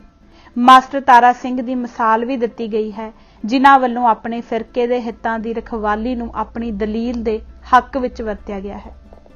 ਦੋਹਾਂ ਦੇ ਫਰਕ ਨੂੰ ਸਮਝਣ ਦੀ ਲੋੜ ਹੈ। ਮਾਸਟਰ ਜੀ ਨੇ ਕਦੀ ਝੂਠਾ ਦਾਅਵਾ ਨਹੀਂ ਕੀਤਾ ਕਿ ਉਹ ਇੱਕ ਰਾਸ਼ਟਰੀ ਨੇਤਾ ਹਨ ਤੇ ਨਾ ਹੀ ਉਹਨਾਂ ਦੇ ਮਨ ਵਿੱਚ ਕਿਸੇ ਹੋਰ ਫਿਰਕੇ ਨੂੰ ਆਪਣੇ ਦਾਅਵੇ ਹੇਠ ਰੱਖਣ ਦੀ ਗੱਲ ਹੀ ਕਦੇ ਆਈ ਸੀ। ਉਹਨਾਂ ਦਾ ਪ੍ਰੇਰਨਾ ਸਰੋਤ ਤਾਂ ਕੇਵਲ ਇਹ ਸਵੱਛ ਵਿਚਾਰ ਸੀ ਕਿ ਅਸੀਂ ਆਪਣੀ ਕੌਮ ਦੇ ਰਾਜਸੀ ਭਵਿੱਖ ਨੂੰ ਬਚਾਉਣਾ ਹੈ। ਦੂਜੇ ਪਾਸੇ ਗਾਂਧੀ ਦੀ ਸੋਚ ਬਹੁਗਿਣਤੀ ਦੇ ਦਾਅਵੇ ਵਾਲੀ ਸੋਚ ਸੀ ਤੇ ਉਹ ਬਰਤਾਨਵੀ ਸਾਮਰਾਜ ਦੀ ਥਾਂ ਭਾਰਤ ਵਿੱਚ ਸੈਕੂਲਰ ਲੋਕ ਰਾਜੀ ਪ੍ਰਣਾਲੀ ਕਾਇਮ ਕਰਨ ਦਾ ਬਹਾਨਾ ਵਰਤ ਕੇ ਇੱਥੇ ਬਹੁਗਿਣਤੀ ਸੱਭਿਆਚਾਰ ਦਾ ਸਥਾਈ ਗਲਬਾ ਸਥਾਪਿਤ ਕਰਨਾ ਚਾਹੁੰਦਾ ਸੀ। ਜੇ ਉਸਨੇ ਅੰਗਰੇਜ਼ਾਂ ਤੋਂ ਆਜ਼ਾਦੀ ਹਾਸਲ ਕਰਕੇ ਪੁਰਾਤਨ ਹਿੰਦੂ ਗੌਰਵ ਦੀ ਮੁੜ ਕੇ ਸਥਾਪਤੀ ਦੀ ਗੱਲ ਖੁੱਲ੍ਹ ਕੇ ਕੀਤੀ ਹੁੰਦੀ ਤਾਂ ਉਸ ਦੀ ਆਲੋਚਨਾ ਕਰਨ ਦੀ ਬਹੁਤੀ ਗੁੰਜਾਇਸ਼ ਨਹੀਂ ਸੀ ਹੋਣੀ। ਅਜਿਹੀ ਹਾਲਤ ਵਿੱਚ ਘੱਟ ਗਿਣਤੀਆਂ ਨੂੰ ਪਤਾ ਲੱਗ ਜਾਣਾ ਸੀ ਕਿ ਆਜ਼ਾਦ ਭਾਰਤ ਵਿੱਚ ਉਹਨਾਂ ਨੂੰ ਕੀ ਮਿਲਣ ਵਾਲਾ ਹੈ। ਉਸ ਹਾਲਤ ਵਿੱਚ ਜਾਂ ਤਾਂ ਉਹ ਆਪਣੇ ਲਈ ਕਾਫੀ ਸਾਰੀ ਸੁਰੱਖਿਆ ਮੰਗ ਲੈਂਦੀਆਂ ਜਾਂ ਫਿਰ ਕਹਿ ਲਓ ਕਿ ਬਲ ਦੀ ਅੱਗ ਵਿੱਚ ਅੱਖਾਂ ਖੋਲ ਕੇ ਛਾਲ ਮਾਰਦੀਆਂ। ਗਾਂਧੀ ਦੇ ਸਾਰੇ ਯਤਨ ਇੰਨੇ ਗੁੱਝੇ ਸਨ ਕਿ ਉਸ ਦੀਆਂ ਨੀਤੀਆਂ ਦਾ ਸ਼ਿਕਾਰ ਹੋਣ ਵਾਲੇ 3 ਫਿਰਕਿਆਂ ਚੋਂ ਕੇਵਲ ਕੁਝ ਮੁਸਲਮਾਨ ਹੀ ਅਸਲੀਅਤ ਸਮਝ ਸਕੇ ਅਤੇ ਜਾਲ ਵਿੱਚ ਫਸਣੋਂ ਬਚ ਸਕੇ। ਅਫਸੋਸ, ਦਲਿਤ ਵੀ ਸ਼ਿਕਾਰ ਬਣ ਗਏ। ਮੈਨੂੰ ਇਸ ਵਿੱਚ ਕਿਸੇ ਤਰ੍ਹਾਂ ਦਾ ਰਾਜਸੀ ਸਦਾਚਾਰ ਨਜ਼ਰ ਨਹੀਂ ਆਉਂਦਾ ਕਿ ਦਲਿਤਾਂ ਤੇ ਸਿੱਖਾਂ ਨੂੰ ਧੋਖੇ ਨਾਲ ਫਸਾ ਲਿਆ ਗਿਆ ਤੇ ਗਾਂਧੀ ਦੀਆਂ ਮਿੱਠੀਆਂ ਗੱਲਾਂ ਨਾਲ ਉਹਨਾਂ ਨੂੰ ਇੱਕ ਅਜਿਹੀ ਸਥਿਤੀ ਵਿੱਚ ਲਿਆ ਖੜਾ ਕੀਤਾ ਗਿਆ ਜੋ ਉਹਨਾਂ ਦੇ ਹਿੱਤਾਂ ਲਈ ਬਹੁਤ ਹੀ ਖਰਾਬ ਸੀ। ਅਖੀਰ ਦਲਿਤਾਂ ਦੀ ਮੰਦੀ ਹਾਲਤ ਨੂੰ ਸਥਾਈ ਬਣਾਉਣ ਲਈ ਗਾਂਧੀ ਵੀ ਪੂਰੀ ਤਰ੍ਹਾਂ ਜ਼ਿੰਮੇਵਾਰ ਸੀ। ਸਾਰੇ ਹੀ ਯੁੱਗਾਂ ਦੇ ਮਹਾਪੁਰਸ਼ਾਂ ਅਤੇ ਸੂਝਵਾਨਾਂ ਦੇ ਮਤ ਅਨੁਸਾਰ ਸਾਰੇ ਲੋਕਾਂ ਦਾ ਇਹ ਹੱਕ ਹੈ ਕਿ ਉਹ ਰਾਜਸੀ ਅਤੇ ਧਾਰਮਿਕ ਆਜ਼ਾਦੀ ਪ੍ਰਾਪਤ ਕਰਨ। ਗਾਂਧੀ ਨੇ ਦਲਿਤਾਂ ਤੇ ਸਿੱਖਾਂ ਦੇ ਮਾਮਲੇ ਵਿੱਚ ਰੋੜਾ ਅਟਕਾਇਆ। ਇਹ ਯਕੀਨਨ ਗਲਤ ਸੀ ਤੇ ਨਿੰਦਣਯੋਗ ਹੈ। ਕਿਸੇ ਨੂੰ ਇਤਰਾਜ਼ ਨਹੀਂ ਹੋਣਾ ਚਾਹੀਦਾ ਜੇ ਮੈਂ ਮੁਸਲਮਾਨਾਂ, ਦਲਿਤਾਂ ਅਤੇ ਖਾਸ ਤੌਰ ਤੇ ਸਿੱਖਾਂ ਨੂੰ ਗੁਲਾਮ ਰੱਖਣ ਵਿੱਚ ਗਾਂਧੀ ਵੱਲੋਂ ਚੁੱਕੇ ਗਏ ਕਦਮਾਂ ਸਦਕਾ ਉਸ ਦੀ ਸਰਾਹਨਾ ਨਹੀਂ ਕਰ ਸਕਦਾ। ਮੈਨੂੰ ਇਹ ਗੱਲ ਸੂਰਜ ਵਾਂਗ ਰੌਸ਼ਨ ਹੈ ਕਿ ਗਾਂਧੀ ਦੀ ਫਿਰਕੂ ਸੋਚ ਹੀ 5 ਦਰਿਆਵਾਂ ਦੀ ਮਹਾਨ ਧਰਤੀ ਦੀ ਵੰਡ ਦਾ ਕਾਰਨ ਬਣੀ। ਜਿਹੜੇ ਲੋਕ ਅਜਿਹੇ ਵਿਅਕਤੀ ਦੇ ਪ੍ਰਸ਼ੰਸਕ ਬਣੇ ਰਹਿਣਾ ਚਾਹੁੰਦੇ ਹਨ, ਮੈਂ ਉਹਨਾਂ ਨੂੰ ਕੁਝ ਨਹੀਂ ਕਹਿੰਦਾ। ਦਲਿਤਾਂ ਨੂੰ ਹਿੰਦੂ ਧਰਮ ਦੇ ਘੇਰੇ ਵਿੱਚ ਰੱਖਣ ਦੀ ਗਾਂਧੀ ਦੀ ਇੱਛਾ ਇੰਨੀ ਤੀਬਰ ਸੀ ਕਿ ਉਸਨੇ ਕਈ ਕਦਮ ਇਸ ਇੱਛਾ ਦੀ ਪੂਰਤੀ ਹਿੱਤ ਚੱਕੇ, ਜਿਨ੍ਹਾਂ ਚੋਂ ਕਈਆਂ ਨੂੰ ਤਾਂ ਸੱਚ ਆਖੀਏ ਤਾਂ ਸਦਾਚਾਰ ਵਿਹੂਣੇ ਹੀ ਕਿਹਾ ਜਾ ਸਕਦਾ ਹੈ। ਯਰਵਦਾ ਜੇਲ੍ਹ ਵਿੱਚ ਉਸ ਵੱਲੋਂ ਰੱਖਿਆ ਵਰਤ ਅਜਿਹਾ ਇੱਕ ਗਲਤ ਹੱਥਕੰਡਾ ਸੀ ਜਿਸ ਇਤਰਾਜ਼ਯੋਗ ਢੰਗ ਨਾਲ ਡਾਕਟਰ ਅੰਬੇਦਕਰ ਨੂੰ ਮਨਾਇਆ ਗਿਆ, ਉਹ ਇਤਿਹਾਸ ਦੇ ਇੱਕ ਕਾਲੇ ਅਧਿਆਏ ਵਜੋਂ ਹੀ ਜਾਣਿਆ ਜਾਵੇਗਾ। ਇਸ ਵਰਤ ਦਾ ਅੰਤਮ ਨਿਸ਼ਾਨਾ ਦਲਿਤਾਂ ਨੂੰ ਕੋਈ ਹੋਰ ਧਰਮ ਧਾਰਨ ਕਰਨ ਦੀ ਇੱਛਾ ਪੂਰੀ ਕਰਨ ਤੋਂ ਰੋਕਣਾ ਹੀ ਸੀ। ਪ੍ਰਤੱਖ ਹੈ ਕਿ ਉਹਨਾਂ ਦੇ ਲੀਡਰਾਂ ਦੇ ਮਨਾਂ ਵਿੱਚ ਉਸ ਸਮੇਂ ਸਿੱਖੀ ਧਾਰਨ ਕਰਨ ਦਾ ਵਿਚਾਰ ਕਿਉਂਕਿ ਸਭ ਤੋਂ ਉੱਪਰ ਸੀ, ਇਸ ਲਈ ਗਾਂਧੀ ਦਾ ਵਰਤ ਉਹਨਾਂ ਨੂੰ ਸਿੱਖੀ ਕੋਲੋਂ ਦੂਰ ਕਰਨ ਦਾ ਹੀ ਇੱਕ ਯਤਨ ਸੀ। ਮੇਰੇ ਵੱਲੋਂ ਇਸ ਤੱਥ ਦਾ ਬਿਆਨ ਕਰਨ ਪ੍ਰਤੀ ਕਿਸੇ ਨੂੰ ਇਤਰਾਜ਼ ਨਹੀਂ ਹੋਣਾ ਚਾਹੀਦਾ। ਆਖਰਕਾਰ ਗਾਂਧੀ ਦੇ ਇਰਾਦੇ ਹਮੇਸ਼ਾ ਸਾਫ਼ ਅਤੇ ਸਪਸ਼ਟ ਨਹੀਂ ਸਨ ਹੁੰਦੇ। ਆਪਣੇ ਕੁਝ ਆਲੋਚਕਾਂ ਵਾਲੀ ਉਹ ਕਲਾ ਮੈਨੂੰ ਨਹੀਂ ਆਉਂਦੀ ਕਿ ਮਜ਼ਲੂਮ ਦਾ ਸਾਥ ਵੀ ਦਿਆਂ ਤੇ ਜ਼ਾਲਮ ਦੇ ਗੁਣ ਵੀ ਗਾਵਾਂ। ਜੇ ਕਿਸੇ ਨੂੰ ਮੇਰੀ ਸਮਝ ਸਕਣ ਦੀ ਸਮਰੱਥਾ ਬਾਰੇ ਸ਼ੱਕ ਖੜੇ ਕਰਨੇ ਪਸੰਦ ਹੋਣ ਤਾਂ ਉਹ ਇੱਕ ਵਾਰ ਫਿਰ ਅਜਿਹਾ ਕਰ ਸਕਦਾ ਹੈ, ਕਿਉਂਕਿ ਮੈਨੂੰ ਇਸ ਗੱਲ ਦੀ ਸਮਝ ਸੱਚਮੁੱਚ ਨਹੀਂ ਆ ਸਕਦੀ ਕਿ ਉਸ ਗਾਂਧੀ ਨਾਲ ਕੋਈ ਹਮਦਰਦੀ ਕਿਵੇਂ ਕਰੇ ਜੋ ਮਾਨਵੀ ਕਦਰਾਂ ਦੀ ਬਹਾਲੀ ਕਰਨ ਵਾਲਿਆਂ ਦਾ ਚੋਗਾ ਪਹਿਨ ਕੇ ਪੂਰੀ ਤਰ੍ਹਾਂ ਫਿਰਕੂ ਨੀਤੀ ਤੇ ਚੱਲ ਰਿਹਾ ਸੀ। ਉਸ ਨੂੰ ਆਪਣਾ ਮਨ ਭਾਉਂਦਾ ਸ਼ੁਗਲ ਪੂਰਾ ਕਰਨ ਦੇਣ ਲਈ ਇੱਕ ਹੋਰ ਮੌਕਾ ਦਿੰਦਿਆਂ ਮੈਂ ਇਹ ਵੀ ਮਹਿਸੂਸ ਕਰਦਾ ਹਾਂ ਕਿ ਜਾਤ-ਪਾਤ ਵਿਵਸਥਾ ਦੇ ਜੂਲੇ ਚੋਂ ਨਿਕਲ ਭੱਜਣ ਦੇ ਦਲਿਤਾਂ ਦੇ ਹਰ ਯਤਨ ਨੂੰ ਨਾਕਾਮ ਬਣਾ ਕੇ ਗਾਂਧੀ ਇੱਕ ਅਮਾਨਵੀ ਵਿਵਹਾਰ ਵੀ ਕਰ ਰਿਹਾ ਸੀ। ਇਹ ਉਹ ਅਜਿਹੇ ਬੇਸਹਾਰਾ ਲੋਕਾਂ ਨਾਲ ਕਰ ਰਿਹਾ ਸੀ ਜਿਨ੍ਹਾਂ ਨੂੰ ਨਰਕ ਭੋਗਦਿਆਂ ਮੁੱਦਤਾਂ ਬੀਤ ਗਈਆਂ ਸਨ ਅਤੇ ਜਿਨ੍ਹਾਂ ਨੂੰ ਗਾਂਧੀ ਉੱਤੇ ਵਿਸ਼ਵਾਸ ਵੀ ਉੜਕਾਂਦਾ ਸੀ।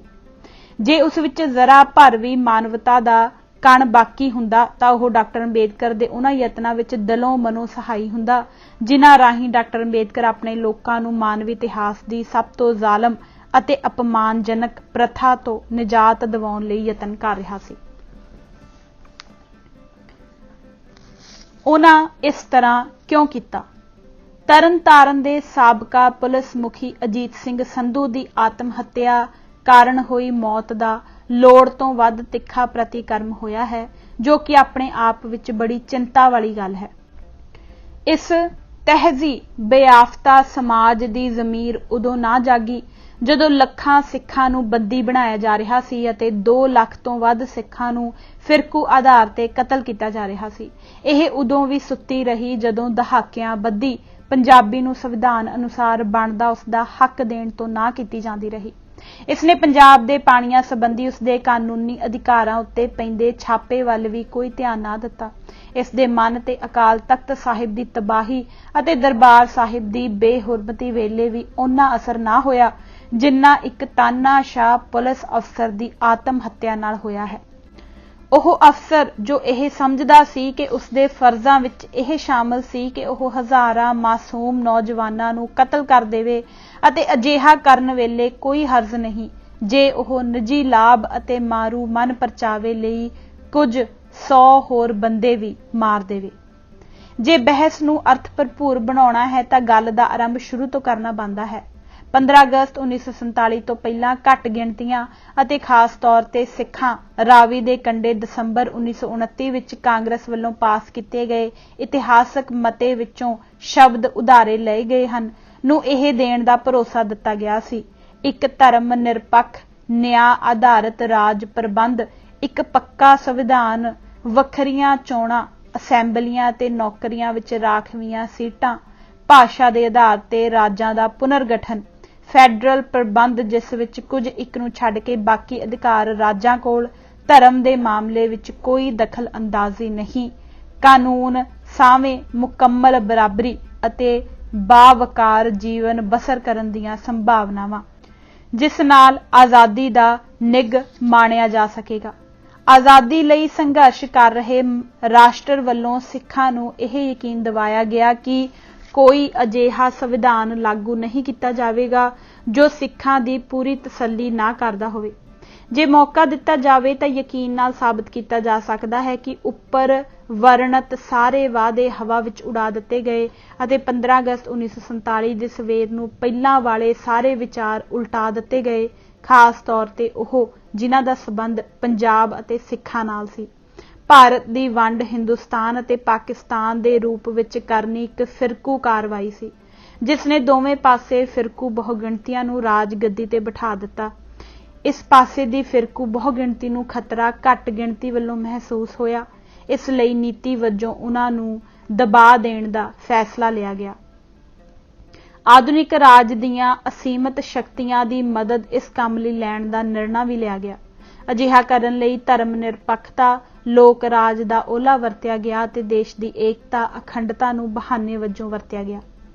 ਪੰਜਾਬ ਵਿੱਚ ਇਸ ਨੇ ਰਾਜ ਦਾ ਭਾਸ਼ਾ ਦੇ ਆਧਾਰ ਤੇ ਪੁਨਰਗਠਨ ਕਰਨ ਤੋਂ ਇਨਕਾਰ ਕਰ ਦਿੱਤਾ ਤਾਂ ਕਿ ਇਸ ਰਾਜ ਵਿੱਚ ਵੀ ਸਿੱਖਾਂ ਨੂੰ ਹਮੇਸ਼ਾ ਲਈ ਘੱਟ ਗਿਣਤੀ ਵਿੱਚ ਰੱਖਿਆ ਜਾ ਸਕੇ।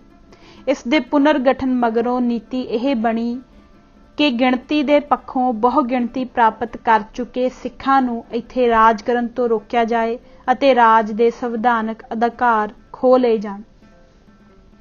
ਸਵਰਨ ਹਿੰਦੂਆਂ 18% ਦੀ ਛੋਟੀ ਜਿਹੀ ਘੱਟ ਗਿਣਤੀ ਨੂੰ ਜਿਹੜੀਆਂ ਸਰਕਾਰਾਂ ਪ੍ਰਵਾਨ ਸਨ ਕੇਵਲ ਉਹਨਾਂ ਨੂੰ ਹੀ ਪੂਰੇ ਸਮੇਂ ਲਈ ਰਾਜ ਕਰਨ ਦਿੱਤਾ ਗਿਆ।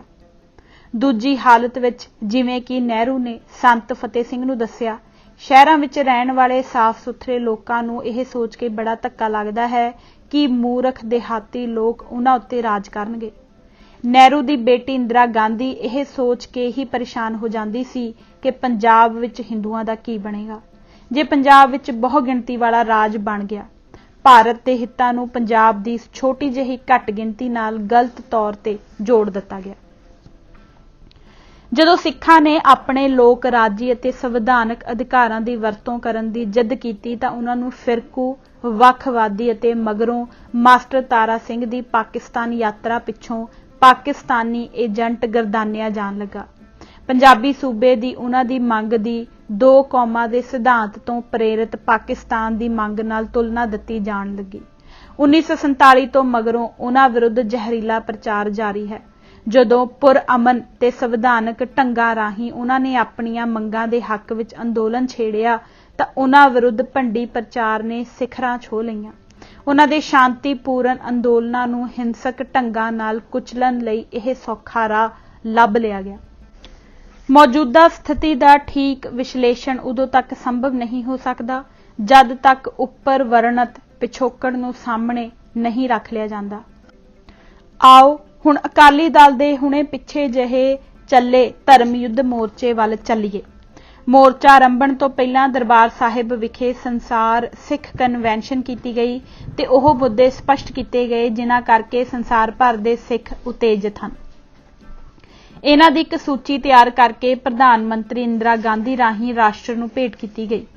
ਉਪਰੋਕਤ ਦੱਸੇ ਪਿਛੋਕੜ ਵਿੱਚ ਅਤੇ ਬਦਨਾਮ ਐਮਰਜੈਂਸੀ ਦੌਰਾਨ ਅਕਾਲੀ ਦਲ ਵੱਲੋਂ ਐਮਰਜੈਂਸੀ ਵਿਰੋਧੀ ਮੋਰਚਾ ਲਾਉਣ ਕਾਰਨ ਇੰਦਰਾ ਗਾਂਧੀ ਨੇ ਯਾਦ ਪੱਤਰ ਵੱਲ ਕੋਈ ਧਿਆਨ ਨਾ ਦਿੱਤਾ। ਮਹੱਤਵਪੂਰਨ ਗੱਲ ਇਹ ਵੀ ਹੈ ਕਿ ਰਾਸ਼ਟਰੀ ਰਾਜਨੀਤੀ ਵਿੱਚ ਇਹ ਕੋਈ ਮੁੱਦਾ ਵੀ ਨਾ ਬਣ ਸਕਿਆ। ਉਸਨੇ ਫੈਸਲਾ ਕੀਤਾ ਕਿ ਜਦੋਂ ਸਿੱਖ ਮੋਰਚਾ ਲਾਉਣ ਤਾਂ ਉਹਨਾਂ ਨੂੰ ਚੰਗਾ ਸਬਕ ਸਿਖਾਇਆ ਜਾਏ। ਇੱਕ ਨਿੱਜੀ ਕਿੜ ਕੱਢਣ ਲਈ ਉਸਨੇ ਰਾਜ ਦੀ ਅਥਾਹ ਸ਼ਕਤੀ ਨੂੰ ਵਰਤਣ ਦਾ ਫੈਸਲਾ ਕੀਤਾ। ਇਸੇ ਲਈ ਹੀ ਉਹ ਦਰਿਆਈ ਪਾਣੀਆਂ ਦਾ ਮਸਲਾ ਸੁਪਰੀਮ ਕੋਰਟ ਨੂੰ ਸੰਵਿਧਾਨ ਦੀਆਂ ਧਾਰਾਵਾਂ ਅਨੁਸਾਰ ਹੱਲ ਕਰਨ ਲਈ ਦੇਣ ਵਾਸਤੇ ਤਿਆਰ ਨਾ ਹੋਈ। ਉਸਨੇ ਸਗੋਂ ਸੁਪਰੀਮ ਕੋਰਟ ਵਿੱਚ ਦਾਇਰ ਕੀਤਾ ਕੇਸ ਇੱਕ ਤਰ੍ਹਾਂ ਨਾਲ ਪਿਸਤੌਲ ਦੀ ਨੋਕ ਤੇ ਵਾਪਸ ਕਰਵਾ ਲਿਆ। ਜਦੋਂ ਉਸਨੇ ਉਦੋਂ ਦੇ ਮੁੱਖ ਮੰਤਰੀ ਦਰਬਾਰਾ ਸਿੰਘ ਨੂੰ ਧਮਕੀ ਦਿੱਤੀ ਕਿ ਜੇ ਕੇਸ ਵਾਪਸ ਨਾ ਲਿਆ ਤਾਂ ਉਹ ਉਸਨੂੰ ਬਰਤਰਫ ਕਰ ਦੇਵੇਗੀ। ਇਸ ਥਾਂ ਤੇ ਆ ਕੇ ਅਖਬਾਰਾਂ, ਅਦਾਲਤਾਂ, ਰਾਜ ਪ੍ਰਬੰਧ, ਫੌਜ ਅਤੇ ਖਾਸ ਤੌਰ ਤੇ ਪੁਲਿਸ ਨੇ ਉਸ ਦਾ ਸਾਥ ਦੇਣਾ ਸ਼ੁਰੂ ਕੀਤਾ। ਵੱਖ-ਵੱਖ ਹੱਦ ਤੱਕ ਰਾਜ ਦੇ ਇਹ ਵੱਖ-ਵੱਖ ਅਦਾਰੇ ਇੱਕ ਸਿਆਸਤਦਾਨ ਦੀ ਲਾਲਸਾ ਪੂਰਤੀ ਅਤੇ ਖਾਨਦਾਨੀ ਰਾਜ ਕਾਇਮ ਕਰਨ ਦੀ ਚਾਲ ਵਿੱਚ ਜਾਣ-ਬੁੱਝ ਕੇ ਉਸ ਦੇ ਪਿਛਲੱਗ ਬਣ ਗਏ। ਸਰਕਾਰੀ ਦਹਿਸ਼ਤ ਸ਼ੁਰੂ ਕਰਨ ਦਾ ਰਾਹ ਤਿਆਰ ਕਰ ਲਿਆ ਗਿਆ ਜੋ ਕਿ ਲੋਕ ਰਾਜੀ ਵਿਚਾਰਧਾਰਾ ਦੀਆਂ ਜੜ੍ਹਾਂ ਪੁੱਟਣ ਵਾਲੀ ਗੱਲ ਹੁੰਦੀ ਹੈ। ਉਸਦੇ ਅਤੇ ਮਗਰੋਂ ਉਸਦੇ ਪੁੱਤਰ ਦੇ ਰਾਜ ਵਿੱਚ ਇਹ ਗੱਲ ਭੁਲਾ ਹੀ ਦਿੱਤੀ ਗਈ ਕਿ ਇੱਥੇ ਇੱਕ ਲਿਖਤੀ ਸੰਵਿਧਾਨ ਵੀ ਮੌਜੂਦ ਹੈ ਜਿਸ ਦੀ ਪਾਲਣਾ ਕਰਨਾ ਰਾਜ ਦੇ ਹਰ ਅੰਗ ਲਈ ਜ਼ਰੂਰੀ ਹੁੰਦਾ ਹੈ। ਇਸ ਗੱਲ ਨੂੰ ਪ੍ਰਤੱਖ ਵਾਂਗ ਦੱਸਿਆ ਜਾ ਸਕਦਾ ਹੈ ਕਿ ਅਕਾਲੀ ਅੰਦੋਲਨ ਜਿਨ੍ਹਾਂ ਉਪਰੋਕਤ ਮੰਗਾਂ ਨੂੰ ਲੈ ਕੇ ਸ਼ੁਰੂ ਹੋਇਆ ਸੀ, ਹਰ ਮੰਗ ਪੰਜਾਬ ਅਤੇ ਸਿੱਖਾਂ ਦੇ ਸੰਵਿਧਾਨਕ ਹੱਕਾਂ ਨੂੰ ਨਕਾਰਨ ਵਿੱਚੋਂ ਉਪਜੀ ਸੀ। ਆਪਣੇ ਆਗੂ ਅਤੇ ਆਕਾ ਵਾਂਗ ਹੀ ਰਾਜ ਦੀਆਂ ਦੂਜੀਆਂ ਸੰਸਥਾਵਾਂ ਨੂੰ ਚਲਾਉਣ ਵਾਲੇ ਬੰਦਿਆਂ ਨੇ ਵੀ ਆਪਣੇ ਸਾਰੇ ਸਦਾਚਾਰਕ ਅਤੇ ਕਾਨੂੰਨੀ ਫਰਜ਼ ਭੁਲਾ ਦਿੱਤੇ ਅਤੇ ਇਹ ਵੀ ਭੁੱਲ ਗਏ ਕਿ ਉਹਨਾਂ ਨੇ ਲੋਕ ਰਾਜੀ ਹੱਦਬੰਦੀ ਅੰਦਰ ਰਹਿ ਕੇ ਕੰਮ ਕਰਨਾ ਹੈ। ਇੱਕੋ ਇੱਕ ਮਨੋਰਥ ਇਹ ਸੀ ਕਿ ਸਿੱਖਾਂ ਨੂੰ ਦਬਾ ਕੇ ਰੱਖਣਾ ਹੈ ਤੇ ਉਹਨਾਂ ਦੇ ਅਸਲ ਪ੍ਰਤੀਨਿਧਾਂ ਨੂੰ ਸੱਤਾ ਵਿੱਚ ਨਹੀਂ ਆਉਣ ਦੇਣਾ। ਇਹ ਵੀ ਬੜਾ ਸਪਸ਼ਟ ਹੈ ਕਿ ਇਹ ਸਭ ਕੁਝ ਭੁੱਲਣ ਪਿੱਛੇ ਇੱਕ ਵੱਡਾ ਕਾਰਨ ਇਹ ਵੀ ਸੀ ਕਿ ਉਹ ਇਸ ਤਰ੍ਹਾਂ ਆਪਣੇ ਲਈ ਹਲਵੇ ਮਾਂਡੇ ਦਾ ਪ੍ਰਬੰਧ ਕਰਨਾ ਚਾਹੁੰਦੇ ਸਨ। ਅਜਿਹਾ ਉਹਨਾਂ ਨੇ ਪੂਰੇ ਜੋਸ਼ ਅਤੇ ਤਨਦੇਹੀ ਨਾਲ ਕੀਤਾ, ਜੋ ਕਿ ਅਜਿਹੇ ਲੋਕਾਂ ਦਾ ਕਾਰਨ ਬਣਦਾ ਹੈ ਜਿਨ੍ਹਾਂ ਨੇ ਆਪਣੀ ਆਤਮਾ ਉਹਨਾਂ ਵੱਡੇ ਸਿਆਸਤਦਾਨਾਂ ਅੱਗੇ ਵੇਚ ਦਿੱਤੀ ਹੋਵੇ, ਜਿਨ੍ਹਾਂ ਦੇ ਸ਼ੈਤਾਨੀ ਕਾਰਿਆਂ ਸਦਕਾ 1947 ਤੋਂ ਮਗਰੋਂ ਇੱਕ ਆਤਮਾ ਵਿਹੂਣਾ ਰਾਜ ਬਣ ਗਿਆ ਸੀ। ਜੇ ਆਧੁਨਿਕ ਸਮੇਂ ਵਿੱਚ ਸਰਕਾਰੀ ਦਹਿਸ਼ਤਗਰਦੀ ਨੇ ਆਪਣੇ ਫਨ ਕਿਸੇ ਥਾਂ ਫੈਲਾ ਕੇ ਵਿਖਾਏ ਹਨ ਤਾਂ ਉਹ ਹੈ ਮਹਾਤਮਾ ਗਾਂਧੀ ਦਾ ਭਾਰਤ ਦੇਸ਼ ਮਹਾਨ। 2% ਤੋਂ ਘੱਟ ਵਾਲੀ ਇੱਕ ਧਾਰਮਿਕ ਘੱਟ ਗਿਣਤੀ ਦੇ ਲੋਕਾਂ ਵਿਰੁੱਧ ਰਾਜ ਦੇ ਅਥਾਹ ਵਸੀਲਿਆਂ ਦੀ ਵਰਤੋਂ ਕਰਕੇ ਚੋਣਵੇਂ ਰੂਪ ਵਿੱਚ ਸਰਕਾਰੀ ਦਹਿਸ਼ਤਵਾਦ ਚਾਲੂ ਕੀਤਾ ਗਿਆ। ਇਸ ਤੋਂ ਜ਼ਿਆਦਾ ਘਿਨਾਉਣੀ ਗੈਰ ਲੋਕ ਰਾਜੀ ਕਾਰਵਾਈ ਨਹੀਂ ਵੇਖੀ ਗਈ ਹੋਣੀ। ਇਸ ਤੋਂ ਪਤਾ ਲੱਗਦਾ ਹੈ ਕਿ ਰਾਜ ਚਲਾ ਰਹੀ ਬਹੁਗਿਣਤੀ ਸਦਾਚਾਰਕ ਤੌਰ ਤੇ ਭ੍ਰਿਸ਼ਟ ਹੋ ਚੁੱਕੀ ਹੈ। ਹਾਲਤ ਕੈਂਸਰ ਦੇ ਅਸਾਧ ਰੋਗ ਵਾਲੀ ਬਣ ਚੁੱਕੀ ਹੈ। ਸਾਡੇ ਅਫਸਰਸ਼ਾਹੀ ਦੇ ਬਹੁਤੇ ਕਾਰਿੰਦੇ, ਜਿਨ੍ਹਾਂ ਵਿੱਚ ਪੁਲਿਸ ਵਾਲੇ ਵੀ ਸ਼ਾਮਲ ਹਨ, ਸਾਡੇ ਭ੍ਰਿਸ਼ਟ ਅਤੇ ਗਰਕ ਚੁੱਕੇ ਸਿਆਸਤਦਾਨਾਂ ਦੇ ਹੱਥ ਠੋਕੇ ਬਣ ਗਏ। ਅਜੀਤ ਸਿੰਘ ਸੰਧੂ ਉਹਨਾਂ ਚੋਂ ਇੱਕ ਸੀ। ਇਸ ਵਿਚਾਰਧਾਰਾ ਅਧੀਨ ਉਹਨਾਂ ਲੋਕਾਂ ਨੇ ਕਿਸੇ ਹੱਦ ਤੱਕ ਦੀ ਬਰਬਰਤਾ ਦਾ ਨੰਗਾ ਨਾਚ ਨੱਚਿਆ। ਉਸ ਦੇ ਕੁਝ ਨਮੂਨੇ ਹਾਜ਼ਰ ਹਨ। ਪਹਿਲਾ, 3 ਸਾਲ ਤੋਂ ਘੱਟ ਉਮਰ ਦੇ ਘੱਟੋ ਘੱਟ 3 ਬੱਚੇ ਬੇਰਹਿਮੀ ਨਾਲ ਗੋਲੀ ਮਾਰ ਕੇ ਮਾਰ ਦਿੱਤੇ ਗਏ। ਇਸਲਾਮ ਛੋਟੇ ਬੱਚਿਆਂ ਦੀ ਹੱਤਿਆ ਦਾ ਇੰਨਾ ਸਖਤ ਵਿਰੋਧੀ ਹੈ ਕਿ ਉਹਨਾਂ ਕਾਲੇ ਦਿਨਾਂ ਵਿੱਚ ਵੀ ਗੁਰੂ ਗੋਬਿੰਦ ਸਿੰਘ ਜੀ ਦੇ 2 ਸਾਹਿਬਜ਼ਾਦਿਆਂ ਨੂੰ ਅਦਾਲਤੀ ਕਾਰਵਾਈ ਮਗਰੋਂ ਜਿਵੇਂ ਸ਼ਹੀਦ ਕੀਤਾ ਗਿਆ, ਉਸ ਨਾਲ ਭਾਵੇਂ ਥੋੜੇ ਸਮੇਂ ਲਈ ਹੀ ਸਹੀ ਪਰ ਮੁਗਲਾਂ ਹੱਥੋਂ ਪੰਜਾਬ ਦੀ ਹਕੂਮਤ ਜਾਂਦੀ ਰਹੀ, ਜੋ ਕਿ ਇੱਕ ਇਨਕਲਾਬ ਤੋਂ ਘੱਟ ਨਹੀਂ ਸੀ ਸਮਝਿਆ ਗਿਆ। ਦੂਜਾ, ਬਾਬਾ ਚਰਨ ਸਿੰਘ ਵਰਗੇ ਸੰਤਾਂ ਨੂੰ ਸੰਗਤਾਂ ਕੋਲੋਂ ਉਗਰਾਹੀ ਗਈ ਕਰੋੜਾਂ ਰੁਪਏ ਦੀ ਰਕਮ ਦੇ ਦੇਣ ਲਈ ਮਜਬੂਰ ਕੀਤਾ ਗਿਆ। ਇਹ ਗੁਰਦੁਆਰਿਆਂ ਦੀ ਉਸਾਰੀ ਲਈ ਇਕੱਤਰ ਕੀਤੀ ਗਈ ਸੀ। ਉਹਨਾਂ ਦੇ ਇੱਕ ਸਾਥੀ ਨੂੰ 2 ਜੀਪਾਂ ਨਾਲ ਬੰਨ੍ਹ ਕੇ ਅਤੇ ਵਿਰੋਧੀ ਦਿਸ਼ਾਵਾਂ ਵੱਲ ਘਸੀਟ ਕੇ 2 ਟੁਕੜਿਆਂ ਵਿੱਚ ਚੀਰ ਦਿੱਤਾ ਗਿਆ ਸੀ। ਬਾਬਾ ਚਰਨ ਸਿੰਘ ਵਾਂਗ ਹੀ ਉਹਨਾਂ ਚੋਂ ਕਈਆਂ ਨੂੰ ਪੁਲਿਸ ਦੀ ਹਿਰਾਸਤ ਵਿੱਚ ਹੀ ਮਾਰ ਦਿੱਤਾ ਗਿਆ ਸੀ। ਇਹੀ ਕੁਝ ਅਕਾਲ ਤਖਤ ਦੇ ਸਾਬਕਾ ਜਥੇਦਾਰ ਭਾਈ ਗੁਰਦੇਵ ਸਿੰਘ ਕੌਂਕੇ ਨਾਲ ਵੀ ਹੋਇਆ ਸੀ। ਤੀਜਾ, ਅੰਮ੍ਰਿਤਸਰ ਵਿੱਚ ਜਿਵੇਂ ਇੱਕ ਸੇਲਜ਼ਮੈਨ ਨਾਲ ਕੀਤਾ ਗਿਆ, ਨੌਜਵਾਨਾਂ ਨੂੰ ਬੇਹੋਸ਼ ਕਰ ਦਿੱਤਾ ਜਾਂਦਾ ਸੀ ਅਤੇ ਫਿਰ ਲੋਕਾਂ ਦੇ ਸਾਹਮਣੇ ਤੇਲ ਛਿੜਕ ਕੇ ਜਿੰਦਾ ਸਾੜ ਦਿੱਤਾ ਗਿਆ ਤਾਂ ਕਿ ਸਿੱਖ ਵਿਰੋਧੀ ਲੋਕਾਂ ਨੂੰ ਖੁਸ਼ ਕੀਤਾ ਜਾ ਸਕੇ। ਜ਼ਿਲ੍ਹੇ ਦੇ ਮੁਖੀ ਪੁਲਸੀਏ ਪਹਿਰੇ ਤੇ ਖੜੇ ਰਹੇ ਤਾਂ ਕਿ ਉਹਨਾਂ ਨੂੰ ਕੋਈ ਬਚਾ ਨਾ ਸਕੇ। ਚੌਥਾ, ਅਸਲੀ ਜਾਂ ਆਪੇ ਬਣਾਏ ਗਏ ਖਾੜਕੂਆਂ ਨੂੰ ਮਾਰਨ ਲਈ ਨਿਰਦੋਸ਼ ਲੋਕਾਂ ਨੂੰ ਢਾਲ ਵਜੋਂ ਵਰਤਿਆ ਜਾਂਦਾ ਸੀ। ਪੰਜਵਾਂ, ਨਿਰਦੋਸ਼ ਲੋਕਾਂ ਕੋਲੋਂ ਪੈਸੇ ਬਟੋਰਨ ਲਈ ਉਹਨਾਂ ਨੂੰ ਫੜ ਲਿਆ ਜਾਂਦਾ ਸੀ। ਉਹਨਾਂ ਦੇ ਘਰ ਵਾਲਿਆਂ ਤੋਂ ਸਭ ਕੁਝ ਲੁੱਟ ਲਿਆ ਜਾਂਦਾ ਸੀ ਤੇ ਅੰਤ ਵਿੱਚ ਉਹਨਾਂ ਨੂੰ ਅਣਪਛਾਤੇ ਖਤਰਨਾਕ ਖਾੜਕੂ ਦੱਸ ਕੇ ਖਤਮ ਕਰ ਦਿੱਤਾ ਜਾਂਦਾ ਸੀ ਜਾਂ ਕਹਿ ਦਿੱਤਾ ਜਾਂਦਾ ਸੀ ਕਿ ਪਾਕਿਸਤਾਨ ਚੋਂ ਫੌਜੀ ਸਿਖਲਾਈ ਲੈ ਕੇ ਭਾਰਤ ਪਰਤੇ ਸਨ। ਛੇਵਾਂ, ਮਰਨ ਵਾਲੇ ਵਿਅਕਤੀਆਂ ਦੀਆਂ ਲਾਸ਼ਾਂ ਵੀ ਘਰਦਿਆਂ ਨੂੰ ਨਹੀਂ ਸਨ ਮੋੜੀਆਂ ਜਾਂਦੀਆਂ, ਸਗੋਂ ਲਾਵਾਰਸ ਕਹਿ ਕੇ ਸਾੜ ਦਿੱਤੀਆਂ ਜਾਂਦੀਆਂ ਸਨ। ਇੱਕ ਜ਼ਿਲ੍ਹੇ ਦੇ ਇੱਕ ਭਾਗ ਵਿੱਚ ਇਹਨਾਂ ਦੀ ਗਿਣਤੀ 2500 ਲੱਭ ਪਈ ਸੀ। ਮਲੇਸ਼ ਅਥਵਾ ਗੰਦੇ ਮੁਗਲਾਂ ਨੇ ਗੁਰੂ ਤੇਗ ਬਹਾਦਰ ਜੀ ਦਾ ਅਤੇ ਸਾਹਿਬਜ਼ਾਦਿਆਂ ਜ਼ੋਰਾਵਰ ਸਿੰਘ ਤੇ ਫਤਿਹ ਸਿੰਘ ਦੇ ਸਰੀਰ ਵਾਪਸ ਕਰ ਦਿੱਤੇ ਸਨ। ਗਊ ਖਾਣੇ ਅੰਗਰੇਜ਼ਾਂ ਨੇ ਵੀ ਸਰਦਾਰ ਸ਼ਾਮ ਸਿੰਘ ਅਟਾਰੀਵਾਲਾ ਦੀ ਦੇਹ ਵਾਪਸ ਕਰ ਦਿੱਤੀ ਸੀ, ਆਦਿ ਆਦਿ। ਪਰ ਸਾਡੇ ਮਹਾਨ ਦੇਸ਼ ਦੀ ਏਕਤਾ ਅਤੇ ਅਖੰਡਤਾ ਲਈ ਲੜਨ ਵਾਲੇ ਸਾਡੇ ਬਹਾਦਰ ਸਿਪਾਹੀਆਂ ਨੇ ਆਪਣੇ ਸ਼ਿਕਾਰ ਲੋਕਾਂ ਦੀਆਂ ਦੇਹਾਂ ਵਾਪਸ ਨਹੀਂ ਕੀਤੀਆਂ। ਇਸ ਤਰ੍ਹਾਂ ਕਰਕੇ ਖਤਮ ਕੀਤੇ ਗਏ ਨੌਜਵਾਨਾਂ ਦੇ ਘਰਦਿਆਂ ਨੂੰ ਕਿਸ ਪੀੜਾ ਵਿੱਚੋਂ ਲੰਘਣਾ ਪਿਆ, ਉਸ ਨੂੰ ਮਹਿਸੂਸ ਕਰਨ ਲਈ ਸੋਚ ਦੇ ਘੋੜੇ ਬਹੁਤੇ ਤੇਜ਼ ਦੌੜਾਉਣ ਦੀ ਲੋੜ ਨਹੀਂ। ਜਸਵੰਤ ਸਿੰਘ ਖਾਲੜਾ ਦੀ ਬਿਰਧ ਮਾਤਾ ਦੀ ਰੋ ਰੋ ਕੇ ਸੁੱਜੀ ਹੋਈ ਇੱਕ ਅੱਖ ਉਸ ਨੂੰ ਚਿੱਟੀ ਚਾਦਰ ਵਿੱਚ ਲਿਪਟੀ ਲਾਸ਼ ਵਜੋਂ ਵੇਖਦੀ ਹੈ ਤੇ ਦੂਜੀ ਅੱਖ ਅਜੇ ਵੀ ਉਸ ਨੂੰ ਠੀਕ ਠਾਕ ਸਮਝ ਕੇ ਕਈ ਵਾਰ ਆਸ ਲਾ ਬੈਠਦੀ ਹੈ ਕਿ ਹੁਣੇ ਉਹ ਦਰਵਾਜ਼ੇ ਦੀ ਮੁਹਾਟ ਟੱਪ ਕੇ ਅੰਦਰ ਆ ਵੜੇਗਾ। ਜਿਨ੍ਹਾਂ ਨੂੰ ਪੁਲਿਸ ਵੱਲੋਂ ਢਾਹੇ ਜ਼ੁਲਮਾਂ ਦੀ ਹੋਰ ਜ਼ਿਆਦਾ ਜਾਣਕਾਰੀ ਚਾਹੀਦੀ ਹੈ, ਉਹ ਜ਼ਰਾ ਇਹਨਾਂ ਤੱਥਾਂ ਵੱਲ ਝਾਤ ਮਾਰ ਲੈਣ। ਪਹਿਲਾ, ਉੱਗੇ ਖਾੜਕੂਆਂ ਪਰਮਜੀਤ ਸਿੰਘ ਪੰਜਵੜ ਦੀ ਮਾਤਾ ਅਤੇ ਬਾਬਾ ਗੁਰਬਚਨ ਸਿੰਘ ਮਾਨੋ ਚਾਹਲ ਦੇ ਪਿਤਾ, ਮਾਤਾ ਅਤੇ ਭਰਾ ਨੂੰ ਪੁਲਿਸ ਨੇ ਚੱਕ ਲਿਆ जो अज तक भी लापता हैं। यही कुछ सीतल सिंह मत्तेवाल दे 2 भरावां ते पत्नी नाल भी होया। दूजा, वलटोहा कांड दे एक नौजवान नूं पोस्टमार्टम लई मुर्दाखाना विच लिआंदा गया, जिथे नौजवान नूं जिंदा पाया गया। उसनूं पुलिस झट उत्थों चुक के लै गई अते थोड़ी देर मगरों गोलियां दे नवे निशाना समेत मार के फिर लै आई। यह घटना थोड़ी कुछ जागी हुई जमीर वाले बंदियां नूं भी धुर अंदर तक हिला सकती है। तीजा, एक DSP बलदेव सिंह ने जमीन के झगड़े विच एक परिवार के 9 जी मार दिते सन, क्योंकि वह विरोधी धिर नाल संबंधित सन। यह घटना मजीठा पुलिस जिले के बग्गा पिंड की है। चौथा, DSP स्वर्ण सिंह शायद लोक गायक दिलशाद अख्तर नूं थोड़ा समा पहला ही मारन का दोषी है, क्योंकि एक विआह विच शराब विच धुत होके जद उसने एक लच्चर गीत पेश करन की फरमाइश की तां गायक ने यह फरमाइश पूरी ना की। पंजवां, जसपाल सिंह DSP उत्ते जसवंत सिंह खालड़ा नूं लापता करन अते कुलवंत सिंह एडवोकेट उसकी पत्नी ते मासूम बच्चे नूं जिंदा नहर विच सुट के मार देण दा दोष है। छेवां, SP सरदूल सिंह सैनी कुलजीत सिंह ढट्ट दे केस विच दोषी है। ढट्ट शहीद भगत सिंह दा भणेवा सी, जिसदा खाड़कू लहर विच दूर दा वास्ता भी नहीं सी।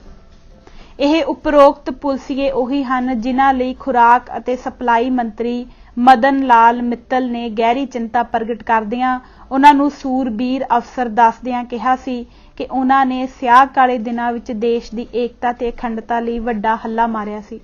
एक दिन पहलां लोक सभा विच BJP दे डिप्टी लीडर जसवंत सिंह ने संधू बारे बड़े दुख नाल बोलदियां कहा सी कि वह वफादार सेवक कौमी इरादे दा हथियार सी, जिसनूं सारे दोषां तो मुक्त करदे होए उसने होर कहा, राज दी नीति दे अजिहे कारिंदियां ने हदायतां अनुसार काम किया। ट्रिब्यून 30 मई 1997। यही ਉਹ लोग हैं जिन्हां बारे ट्रिब्यून ने संपादकी राही भी चिंता प्रगट की है। इस संबंध विच मेरा विचार है कि हेठां दिते सुझावां ते हमदर्दी नाल विचार की जावे। पहली, 1982 तो हुण तक हिंसक मौत मरण वाले सारे पंजाबियों की जनगणना की जाए अते हर व्यक्ति के मरण के ढंग अते हालात बारे तत्थ लभे जाण। दूजा, कतल करन वालियां नूं मिलियां इनामी रकमां ते लुट दे माल दा वेरवा तैयार किया जावे। तीजा, उन्हां दी कुल जायदाद दा वेरवा दस्सिया जावे। चौथा, देश अते दुनिया लई यह बड़ा लाहेवंद रहेगा जे उस जुंडली बारे पड़ताल करवाई जावे जो शहरियां नूं बिना मुकदमा चलाए मार देण दे हुक्म जारी करदी सी। यकीनन यह एक धार्मिक घट गिणती विरुद्ध फिरकू हुक्म सन। इस नाल दुनिया भर दे लोकां नूं संसार दे सब तो वड्डे लोक राज दे अंदर झात मारन दा सुनहरी मौका मिलेगा। पंजवां, जो लोग सैकड़े हज़ारां बेदोशियां नूं मारन, औरतां दी पत लुट्टण अते पैसे बटोरन वर्गियां ज़्यादतियां करन वाले पुलसियां लई आम माफ़ी दी मंग कर रहे हन, ओह जरा रुक के सोचण कि इस नाल दर्जन तो वध उन्हां राजां लई की पिरत पै जाएगी जिथे अंदोलन चल रहे हैं कि राज दीआं खराबियां अते राज कर रही बहुगिणती वल्लों राजनीति दे विगाड़े हुए प्रबंध दा इक्को एक इलाज सरकारी दहशतगर्दी ही है। यह सोचना मूर्खता होवेगी कि एक राष्ट्र का निर्माण ਲੱਖਾਂ मासूम शहरियां दे खून दुखां अते उन्हां दी मृतक देहां उत्ते कीता जा सकदा है। अज पुलिस नूं दित्ती जा रही अन्नी ताकत अन्नी सदाचारक गिरावट नूं जन्म देवेगी अते देश टुकड़े होण दे किनारे पुज जावेगा। इस मौके पुछया जा सकदा है कि उस राज दी की नुमाइंदा हैसियत है जिसने अपने ਲੱਖਾਂ बेकसूर शहरियां नूं मार मुकाया। फिर यह कतल भी गलत ढंगां दी वरतों करके कीते गए। कोई भी सरकार किसी भी कारण करके ठीक जंग विच भी सदाचार विहूणे ढंग नहीं अपना सकती। जे करदी है तां की इसनूं लोक राजी कहा जा सकदा है। शिकार होई कौम जां धड़े दा पूरा हक बनदा है कि अजिही हालत विच खतरनाक सरकारी हिंसा तो बचाव करन लई जवाबी हिंसा का सहारा लवे। ਅਜਿਹਾ ਇਸ ਲਈ ਵੀ ਹੈ ਕਿ ਰਾਜ ਨੂੰ ਹੁਣ ਸਦਾਚਾਰਕ ਅਸੂਲਾਂ ਦੇ ਆਧਾਰ ਤੇ ਬਣਾਈ ਹੋਈ ਇੱਕ ਜਥੇਬੰਦੀ ਨਹੀਂ ਸਮਝਿਆ ਜਾਂਦਾ, ਜੋ ਕਿ ਪਹਿਲਾਂ ਇਤਿਹਾਸ ਦੇ ਹਰ ਪੜਾਅ ਤੇ ਸਮਝਿਆ ਜਾਂਦਾ ਸੀ। ਜਾਬਰ ਅਤੇ ਜਬਰ ਸਹਿਣ ਵਾਲੀਆਂ ਸ਼੍ਰੇਣੀਆਂ ਦਾ ਸਪਸ਼ਟ ਨਿਖੇੜਾ ਹੋ ਚੁੱਕਾ ਹੈ। ਪੰਜਾਬ ਦੀ ਸਥਿਤੀ ਬਾਰੇ ਨਿਰਣਾ ਉੱਪਰ ਦਿੱਤੀ ਜਾਣਕਾਰੀ ਦੇ ਪਿਛੋਕੜ ਵਿੱਚ ਹੀ ਕੀਤਾ ਜਾ ਸਕਦਾ ਹੈ ਤੇ ਉਹ ਵੀ ਉੱਪਰ ਦਿੱਤੇ ਮੁੱਦਿਆਂ ਬਾਰੇ ਇੱਕ ਵਿਆਪਕ ਸਹਿਮਤੀ ਦਾ ਮਾਹੌਲ ਤਿਆਰ ਕਰਨ ਮਗਰੋਂ। ਜੇ ਤੱਥਾਂ ਤੋਂ ਇਹ ਪਤਾ ਲੱਗੇ ਕਿ ਬੇਕਸੂਰਿਆਂ ਨੂੰ ਜ਼ੁਲਮ ਦਾ ਸ਼ਿਕਾਰ ਬਣਾਇਆ ਜਾ ਰਿਹਾ ਹੈ ਤਾਂ ਦੇਸ਼ ਦੇ ਕਾਨੂੰਨ, ਲੋਕ ਰਾਏ ਅਤੇ ਰੱਬ ਨੂੰ ਉਹਨਾਂ ਦੀ ਮਦਦ ਤੇ ਆ ਜਾਣਾ ਚਾਹੀਦਾ ਹੈ। ਜੇ ਇਹ ਪਤਾ ਲੱਗੇ ਕਿ ਭ੍ਰਿਸ਼ਟਾਂ ਨੂੰ ਸਜ਼ਾ ਦੇਣ ਦਾ ਸਮਾਂ ਆਣ ਪੁੱਜਾ ਹੈ ਤਾਂ ਉਹਨਾਂ ਦੇ ਹੱਕ ਵਿੱਚ ਹੋਰ ਰੌਲਾ ਰੱਪਾ ਬੰਦ ਹੋ ਜਾਣਾ ਚਾਹੀਦਾ ਹੈ। ਇਹੀ ਹਾਲ ਰਾਜਸੀ ਠੱਗਾਂ ਤੇ ਹੋਰ ਉਸ ਅਫਸਰਸ਼ਾਹੀ ਦਾ ਹੋਣਾ ਚਾਹੀਦਾ ਹੈ ਜੋ ਇਸ ਸਦੀ ਦੇ ਸਭ ਤੋਂ ਵੱਧ ਬੇਰਹਿਮ ਅਤੇ ਸਿੱਖਾਂ ਦੇ 500 ਸਾਲਾ ਇਤਿਹਾਸ ਦੇ ਸਭ ਤੋਂ ਦਰਦਨਾਕ ਫੈਸਲੇ ਲਈ ਜ਼ਿੰਮੇਵਾਰ ਸਨ। ਇਹ ਵਿਚਾਰ ਆਮ ਜਨਤਾ ਦੇ ਮੁੱਖ ਭਾਗ ਦੇ ਹਨ, ਸ਼ਾਇਦ ਜਨਤਾ ਦੇ ਪ੍ਰਭਾਵੀ ਭਾਗ ਦੇ ਵਿਚਾਰ ਕਿ ਜਿਨ੍ਹਾਂ ਲੋਕਾਂ ਨੇ ਉੱਪਰ ਵਰਣਿਤ ਕਾਰਵਾਈਆਂ ਕੀਤੀਆਂ ਉਹ ਕਾਨੂੰਨ, ਸਦਾਚਾਰ, ਲੋਕ ਰਾਏ, ਅੰਤਰ ਆਤਮਾ ਤੇ ਸਭ ਤੋਂ ਉੱਪਰ ਰੱਬ ਦੀ ਕਚਹਿਰੀ ਦੇ ਦੋਸ਼ੀ ਹਨ। ਉਹ ਤਾਂ ਮਨੁੱਖ ਹੀ ਨਹੀਂ ਹਨ, ਉਹਨਾਂ ਨੇ ਮਨੁੱਖਤਾ ਨੂੰ ਦਾਗ ਲਗਵਾਇਆ। ਉਹ ਅਜਿਹੇ ਜਾਨਵਰ ਹਨ ਜਿਨ੍ਹਾਂ ਨੇ ਕੁਝ ਪੈਸੇ ਬਣਾਉਣ ਲਈ ਆਪਣੇ ਭਰਾਵਾਂ ਨੂੰ ਹੀ ਮਾਰ ਮੁਕਾਇਆ। ਉਹਨਾਂ ਨੇ ਮਾਵਾਂ ਨੂੰ ਉੜਕਾਂ ਦੀ ਪੀੜਾ ਦਿੱਤੀ ਅਤੇ ਪੁਰਾਣੇ ਪੈ ਚੁੱਕੇ ਫਿਰਕੂ ਸਿਧਾਂਤਾਂ ਤੇ ਭੂਗੋਲਿਕ ਇਕਾਈਆਂ ਦੀ ਖਿਆਲੀ ਸੇਵਾ ਉਹਨਾਂ ਦੇ ਗੰਭੀਰ ਅਪਰਾਧਾਂ ਉੱਤੇ ਪਰਦਾ ਨਹੀਂ ਪਾ ਸਕਦੀ। ਨੌਕਰੀ ਸ਼ੁਰੂ ਕਰਨ ਸਮੇਂ ਸੰਵਿਧਾਨ ਦੀ ਪਾਲਣਾ ਕਰਨ ਦੀ ਜਿਹੜੀ ਸਹੁੰ ਉਹਨਾਂ ਨੇ ਚੁੱਕੀ ਸੀ ਉਹ ਉਹਨਾਂ ਨੇ ਤੋੜ ਦਿੱਤੀ। ਲੋਕਾਂ ਦੇ ਜੀਵਨ ਦੀ ਰੱਖਿਆ ਕਰਨ ਦਾ ਜਿਹੜਾ ਪ੍ਰਣ ਉਹਨਾਂ ਨੇ ਲਿਆ ਉਹ ਉਹਨਾਂ ਨੇ ਤੋੜ ਦਿੱਤਾ। ਇਸ ਲਈ ਉਹ ਆਮ ਸਮੂਹਕ ਕਾਤਲਾਂ ਨਾਲੋਂ ਵਧੇਰੇ ਮਾੜੇ ਹਨ। ਬੁਜ਼ਦਿਲ ਹੋਣ ਕਰਕੇ ਉਹਨਾਂ ਨੇ ਬੰਦੀ ਬਣਾ ਕੇ ਹਜ਼ਾਰਾਂ ਨੌਜਵਾਨਾਂ ਉੱਤੇ ਬੇਪਨਾਹ ਅਤਿਆਚਾਰ ਕੀਤੇ। ਜੇ ਉਸ ਦੀ ਸਜ਼ਾ ਦਾ ਤਖਮੀਨਾ ਹੀ ਲਾਇਆ ਜਾਏ ਤਾਂ ਉਹਨਾਂ ਨੂੰ ਲਗਭਗ 1000 ਸਾਲ ਦੀ ਕੈਦ ਮਿਲਣੀ ਬਣੇਗੀ। ਉਹਨਾਂ ਨੂੰ ਆਪਣੇ ਆਪ ਨੂੰ ਇਹ ਕਹਿ ਕੇ ਬਰੀ ਨਹੀਂ ਹੋਣ ਦੇਣਾ ਚਾਹੀਦਾ ਕਿ ਉਹ ਤਾਂ ਕੇਵਲ ਹੁਕਮਾਂ ਦੇ ਗੁਲਾਮ ਸਨ, ਜਿਵੇਂ ਕਿ ਜਸਵੰਤ ਸਿੰਘ ਨੇ ਵੀ ਉਹਨਾਂ ਨੂੰ ਬਚਾਉਣ ਲਈ ਕਿਹਾ ਹੈ। ਇਹ ਫਜ਼ੂਲ ਦੀ ਦਲੀਲ ਉਹਨਾਂ ਲਈ ਬਚਾਅ ਦਾ ਹਥਿਆਰ ਨਹੀਂ ਬਣਨ ਦੇਣੀ ਚਾਹੀਦੀ। ਨਿਊਰੰਬਰਗ ਮੁਕੱਦਮੇ ਨੇ ਇਸ ਪ੍ਰਸ਼ਨ ਦਾ ਫੈਸਲਾ ਬਹੁਤ ਪਹਿਲਾਂ ਕਰ ਦਿੱਤਾ ਹੋਇਆ ਹੈ। ਕੋਈ ਵੀ ਕਾਨੂੰਨ ਹੱਤਿਆ ਕਰਨ ਦਾ ਅਧਿਕਾਰ ਨਹੀਂ ਦਿੰਦਾ ਅਤੇ ਹੱਤਿਆ ਕਰਨ ਸੰਬੰਧੀ ਮਿਲਿਆ ਕੋਈ ਗੈਰ ਕਾਨੂੰਨੀ ਹੁਕਮ ਕਾਤਲ ਨੂੰ ਜ਼ਿੰਮੇਵਾਰੀ ਤੋਂ ਨਹੀਂ ਬਚਾ ਸਕਦਾ। ਕਿਸੇ ਵੀ ਵਿਅਕਤੀ ਨੂੰ ਆਪਣੇ ਤੋਂ ਉੱਪਰਲੇ ਦਾ ਗੈਰ ਕਾਨੂੰਨੀ ਹੁਕਮ ਲਾਗੂ ਕਰਨ ਲਈ ਮਜਬੂਰ ਨਹੀਂ ਕੀਤਾ ਜਾ ਸਕਦਾ, ਉੱਪਰਲਾ ਭਾਵੇਂ ਰਾਜਸੀ ਤੌਰ ਤੇ ਕਿੰਨਾ ਹੀ ਸ਼ਕਤੀਸ਼ਾਲੀ ਵਿਅਕਤੀ ਕਿਉਂ ਨਾ ਹੋਵੇ। ਜੋ ਲੋਕ ਅਜਿਹਾ ਕਰਦੇ ਰਹੇ ਹਨ ਉਹ ਕਿਸੇ ਦੇ ਵੀ ਨਾਇਕ ਨਹੀਂ। ਕਾਲੋਂ ਵਰਗੇ ਕੁਝ ਲੋਕ ਆਤਮਾ ਉੱਤੇ ਬੋਝ ਨਾ ਸਹਾਰਦਿਆਂ ਹੋਇਆਂ ਪਾਗਲ ਹੋ ਗਏ। ਸੰਧੂ ਵਰਗਿਆਂ ਨੇ ਆਤਮ ਹੱਤਿਆ ਦਾ ਸੌਖਾ ਰਾਹ ਚੁਣ ਲਿਆ। ਜਦੋਂ ਦੂਜੇ ਵੀ ਸ਼ਾਂਤ ਚਿੱਤ ਹੋ ਕੇ ਆਪਣੇ ਕਾਰਿਆਂ ਬਾਰੇ ਸੋਚਣਗੇ ਤਾਂ ਉਹਨਾਂ ਨੂੰ ਲੱਗੇਗਾ ਕਿ ਉਹਨਾਂ ਦੀ ਹੋਣੀ ਵੀ ਉਹਨਾਂ ਨੂੰ ਇਹਨਾਂ ਗਲੀਆਂ ਵਿੱਚ ਹੀ ਖੜੀ ਸੈਨਤਾ ਮਾਰ ਰਹੀ ਹੈ। ਉਹਨਾਂ ਨੇ ਮਨੁੱਖ ਅਤੇ ਰੱਬ ਵਿਰੁੱਧ ਪਾਪ ਕੀਤਾ ਹੈ, ਨਿਆਂ ਅਤੇ ਸਦਾਚਾਰ ਵਿਰੁੱਧ ਪਾਪ ਕੀਤਾ ਹੈ ਅਤੇ ਅਜਿਹਾ ਕਰਕੇ ਹਮੇਸ਼ਾ ਲਈ ਬਦਨਾਮੀ ਖੱਟ ਲਈ ਹੈ। ਉਹਨਾਂ ਨੇ ਹਵਾ ਨੂੰ ਬੀਜਿਆ ਸੀ, ਹੁਣ ਇਸੇ ਦੀ ਖੇਤੀ ਉਹਨਾਂ ਨੂੰ ਮਿਲੇਗੀ। ਉਹਨਾਂ ਲੋਕਾਂ ਲਈ ਉੱਚੀ ਉੱਚੀ ਵੈਣ ਪਾਉਣ ਦੀ ਬਜਾਏ ਜਿਨ੍ਹਾਂ ਨੇ ਅੱਖਾਂ ਖੁੱਲੀਆਂ ਹੋਣ ਤੇ ਵੀ ਆਪਣੀ ਹੋਣੀ ਆਪ ਚੁਣੀ ਅਤੇ ਹਿਟਲਰ ਅਤੇ ਨਿਊਰੰਬਰਗ ਦੇ ਬਾਵਜੂਦ ਚੁਣੀ, ਆਓ ਅਸੀਂ ਦੋ ਅੱਥਰੂ ਉਹਨਾਂ ਦੇ ਵਹਿਸ਼ੀ ਜ਼ੁਲਮਾਂ ਦਾ ਸ਼ਿਕਾਰ ਹੋਣ ਵਾਲੇ ਬੇਕਸੂਰ ਅਤੇ ਬੇਸਹਾਰਾ ਮਜ਼ਲੂਮਾਂ ਲਈ ਬਚਾ ਕੇ ਰੱਖੀਏ ਅਤੇ ਉਹਨਾਂ ਮਾਵਾਂ ਲਈ ਜਿਨ੍ਹਾਂ ਦੀਆਂ ਅੱਖਾਂ 'ਚੋਂ ਅਜੇ ਵੀ ਹੰਝੂ ਝਰਨੇ ਵਾਂਗ ਫੁੱਟਦੇ ਰਹਿੰਦੇ ਹਨ ਅਤੇ ਉਹਨਾਂ ਬਾਪੂਆਂ ਲਈ ਜੋ ਜ਼ਿੰਦਗੀ ਦੀ ਸ਼ਾਮ ਵੇਲੇ ਆਪਣੇ ਆਪ ਨੂੰ ਇਕੱਲਿਆਂ ਅਤੇ ਨਿਆਸਰੇ ਮਹਿਸੂਸ ਕਰਦੇ ਹਨ ਅਤੇ ਉਹਨਾਂ ਦੇ ਮਿੱਤਰਾਂ ਅਤੇ ਰਿਸ਼ਤੇਦਾਰਾਂ ਲਈ ਜਿਨ੍ਹਾਂ ਦੇ ਜੀਵਨ ਵਿੱਚ ਬਲੈਕ ਹੋਲ ਜਿੰਨੇ ਵੱਡੇ ਮਘੋਰੇ ਬਣ ਗਏ ਹਨ ਜੋ ਭਰਨ ਨੂੰ ਹੀ ਨਹੀਂ ਆ ਸਕਦੇ। ਸੰਧੂ ਕੋਲ ਖਾਸ ਤੌਰ ਤੇ ਸ਼ਿਕਾਇਤ ਕਰਨ ਲਈ ਕੁਝ ਵੀ ਨਹੀਂ ਸੀ। ਉਸ ਦੇ ਸਿਰ ਦਾ ਸ਼ਿਕਾਰ ਕਰਨ ਲਈ ਕੋਈ ਘਰੋਂ ਨਹੀਂ ਸੀ ਨਿਕਲਿਆ। ਜਿਸ ਕਾਨੂੰਨ ਨੂੰ ਉਸਨੇ ਬੇਦਰਦੀ ਨਾਲ ਪੈਰਾਂ ਹੇਠ ਰੋਲਿਆ, ਉਸੇ ਕਾਨੂੰਨ ਨੇ ਅਖੀਰ ਉਸਨੂੰ ਸੁਪਰੀਮ ਕੋਰਟ ਦੇ ਹੁਕਮਾਂ ਤਹਿਤ ਕਾਬੂ ਕਰ ਲਿਆ। ਜੇ ਉਹ ਇਹ ਸੋਚਦਾ ਸੀ ਕਿ ਕਾਨੂੰਨ ਕਦੇ ਉਸਨੂੰ ਫੜ ਨਹੀਂ ਸਕੇਗਾ ਤਾਂ ਇਸ ਵਿੱਚ ਕਿਸੇ ਹੋਰ ਦਾ ਦੋਸ਼ ਨਹੀਂ ਸੀ। ਹੋਰ ਕਈਆਂ ਵਾਂਗ ਉਹ ਵੀ ਬਦਨਾਮ ਸਰਕਾਰੀ ਦਹਿਸ਼ਤਵਾਦ ਦਾ ਬੜਾ ਬੇਰਹਿਮ ਪੁਰਜ਼ਾ ਅਤੇ ਪੰਜਾਬ ਰਾਜ ਸਿੱਖਾਂ ਦੇ ਹੱਕਾਂ ਨੂੰ ਦਬਾਉਣ ਦਾ ਸਾਧਨ। ਉਸਨੇ ਕਾਲਾ ਧਨ ਇਕੱਤਰ ਕਰਨ ਲਈ ਸਰਕਾਰੀ ਸ਼ਕਤੀ ਨੂੰ ਹਥਿਆਇਆ ਤੇ ਵਰਤਿਆ। ਜਿਹੜਾ ਇਸ ਤਰ੍ਹਾਂ ਦਾ ਜੀਵਨ ਬਤੀਤ ਕਰਦਾ ਹੈ ਉਹ ਅਕਸਰ ਇਸ ਤਰ੍ਹਾਂ ਦੀ ਮੌਤ ਹੀ ਹਾਸਲ ਕਰਦਾ ਹੈ ਜਿਸ ਤਰ੍ਹਾਂ ਦੀ ਸੰਧੂ ਨੂੰ ਮਿਲੀ। ਇਤਿਹਾਸ ਦੀ ਇਹ ਇੱਕ ਪੁਰਾਣੀ ਸਿੱਖਿਆ ਹੈ। ਸਿੱਖ ਇਤਿਹਾਸ ਇੱਕ ਹੋਰ ਸਿੱਖਿਆ ਵੀ ਦਿੰਦਾ ਹੈ ਜਿਸ ਨੂੰ ਅਸੀਂ ਆਪਣਾ ਨੁਕਸਾਨ ਕਰਕੇ ਹੀ ਵਿਸਾਰ ਸਕਦੇ ਹਾਂ। ਗੁਰੂ ਹਰਗੋਬਿੰਦ ਸਾਹਿਬ ਨੇ ਤਲਵਾਰ ਉਦੋਂ ਚੁੱਕੀ ਜਦੋਂ ਗੁਰੂ ਅਰਜਨ ਦੇਵ ਜੀ ਨੂੰ ਸ਼ਹੀਦ ਕਰ ਦਿੱਤਾ ਗਿਆ। ਫਿਰ ਜਦੋਂ ਗੁਰੂ ਤੇਗ ਬਹਾਦਰ ਜੀ ਨਾਲ ਇਹੀ ਕੀਤਾ ਗਿਆ ਤਾਂ ਗੁਰੂ ਗੋਬਿੰਦ ਸਿੰਘ ਜੀ ਨੇ ਸ੍ਰੀ ਸਾਹਿਬ ਚੁੱਕ ਲਈ। ਬੰਦਾ ਬਹਾਦਰ ਉਦੋਂ ਮੈਦਾਨ ਵਿੱਚ ਉਤਰਿਆ ਜਦੋਂ ਬਹਾਦਰ ਸ਼ਾਹ ਨੇ ਬਾਬਾ ਜ਼ੋਰਾਵਰ ਸਿੰਘ ਤੇ ਫਤਿਹ ਸਿੰਘ ਦੇ ਕਾਤਲਾਂ ਨੂੰ ਸਜ਼ਾ ਦੇਣ ਤੋਂ ਇਨਕਾਰ ਕਰ ਦਿੱਤਾ। ਭਾਈ ਮਨੀ ਸਿੰਘ ਦੀ ਸ਼ਹੀਦੀ ਹੀ ਅਸਲ ਕਾਰਨ ਬਣਿਆ ਸਿੱਖਾਂ ਦੇ ਉਭਾਰ ਦਾ, ਜਿਸ ਦੇ ਨਤੀਜੇ ਵਜੋਂ ਮਿਸਲਾਂ ਦਾ ਰਾਜ ਕਾਇਮ ਹੋਇਆ। ਜੇ ਨਨਕਾਣਾ ਸਾਹਿਬ ਦੇ ਮਹੰਤ ਨਾਰਾਇਣ ਦਾਸ ਨੂੰ ਮੁਨਾਸਬ ਸਜ਼ਾ ਦੇ ਦਿੱਤੀ ਜਾਂਦੀ ਤਾਂ ਬੱਬਰ ਅਕਾਲੀ ਅਤੇ ਗਦਰ ਪਾਰਟੀ ਨੇ ਜਨਮ ਨਹੀਂ ਸੀ ਲੈਣਾ। ਇਹ ਬਿਲਕੁਲ ਨਿਸ਼ਚਿਤ ਹੈ ਕਿ ਜੇ ਵਿਸਾਖੀ ਦੇ ਕਤਲਾਂ ਲਈ ਨਿਰੰਕਾਰੀ ਬਾਬੇ ਨੂੰ ਮੁਨਾਸਬ ਸਜ਼ਾ ਮਿਲ ਜਾਂਦੀ ਤਾਂ ਪਿਛਲੇ ਇੱਕ ਦਹਾਕੇ ਦੀ ਖਾੜਕੂ ਹਿੰਸਾ ਸ਼ਾਇਦ ਉੱਕਾ ਹੀ ਨਾ ਹੁੰਦੀ। ਸੋ ਅੱਜ ਅਸੀਂ ਇਹ ਭਾਗ ਪੰਨਾ ਨੰਬਰ 179 ਤੱਕ ਹੀ ਪੜਾਂਗੇ। ਇਜਾਜ਼ਤ ਦਿਓ। ਵਾਹਿਗੁਰੂ ਜੀ ਕਾ ਖਾਲਸਾ, ਵਾਹਿਗੁਰੂ ਜੀ ਕੀ ਫਤਿਹ।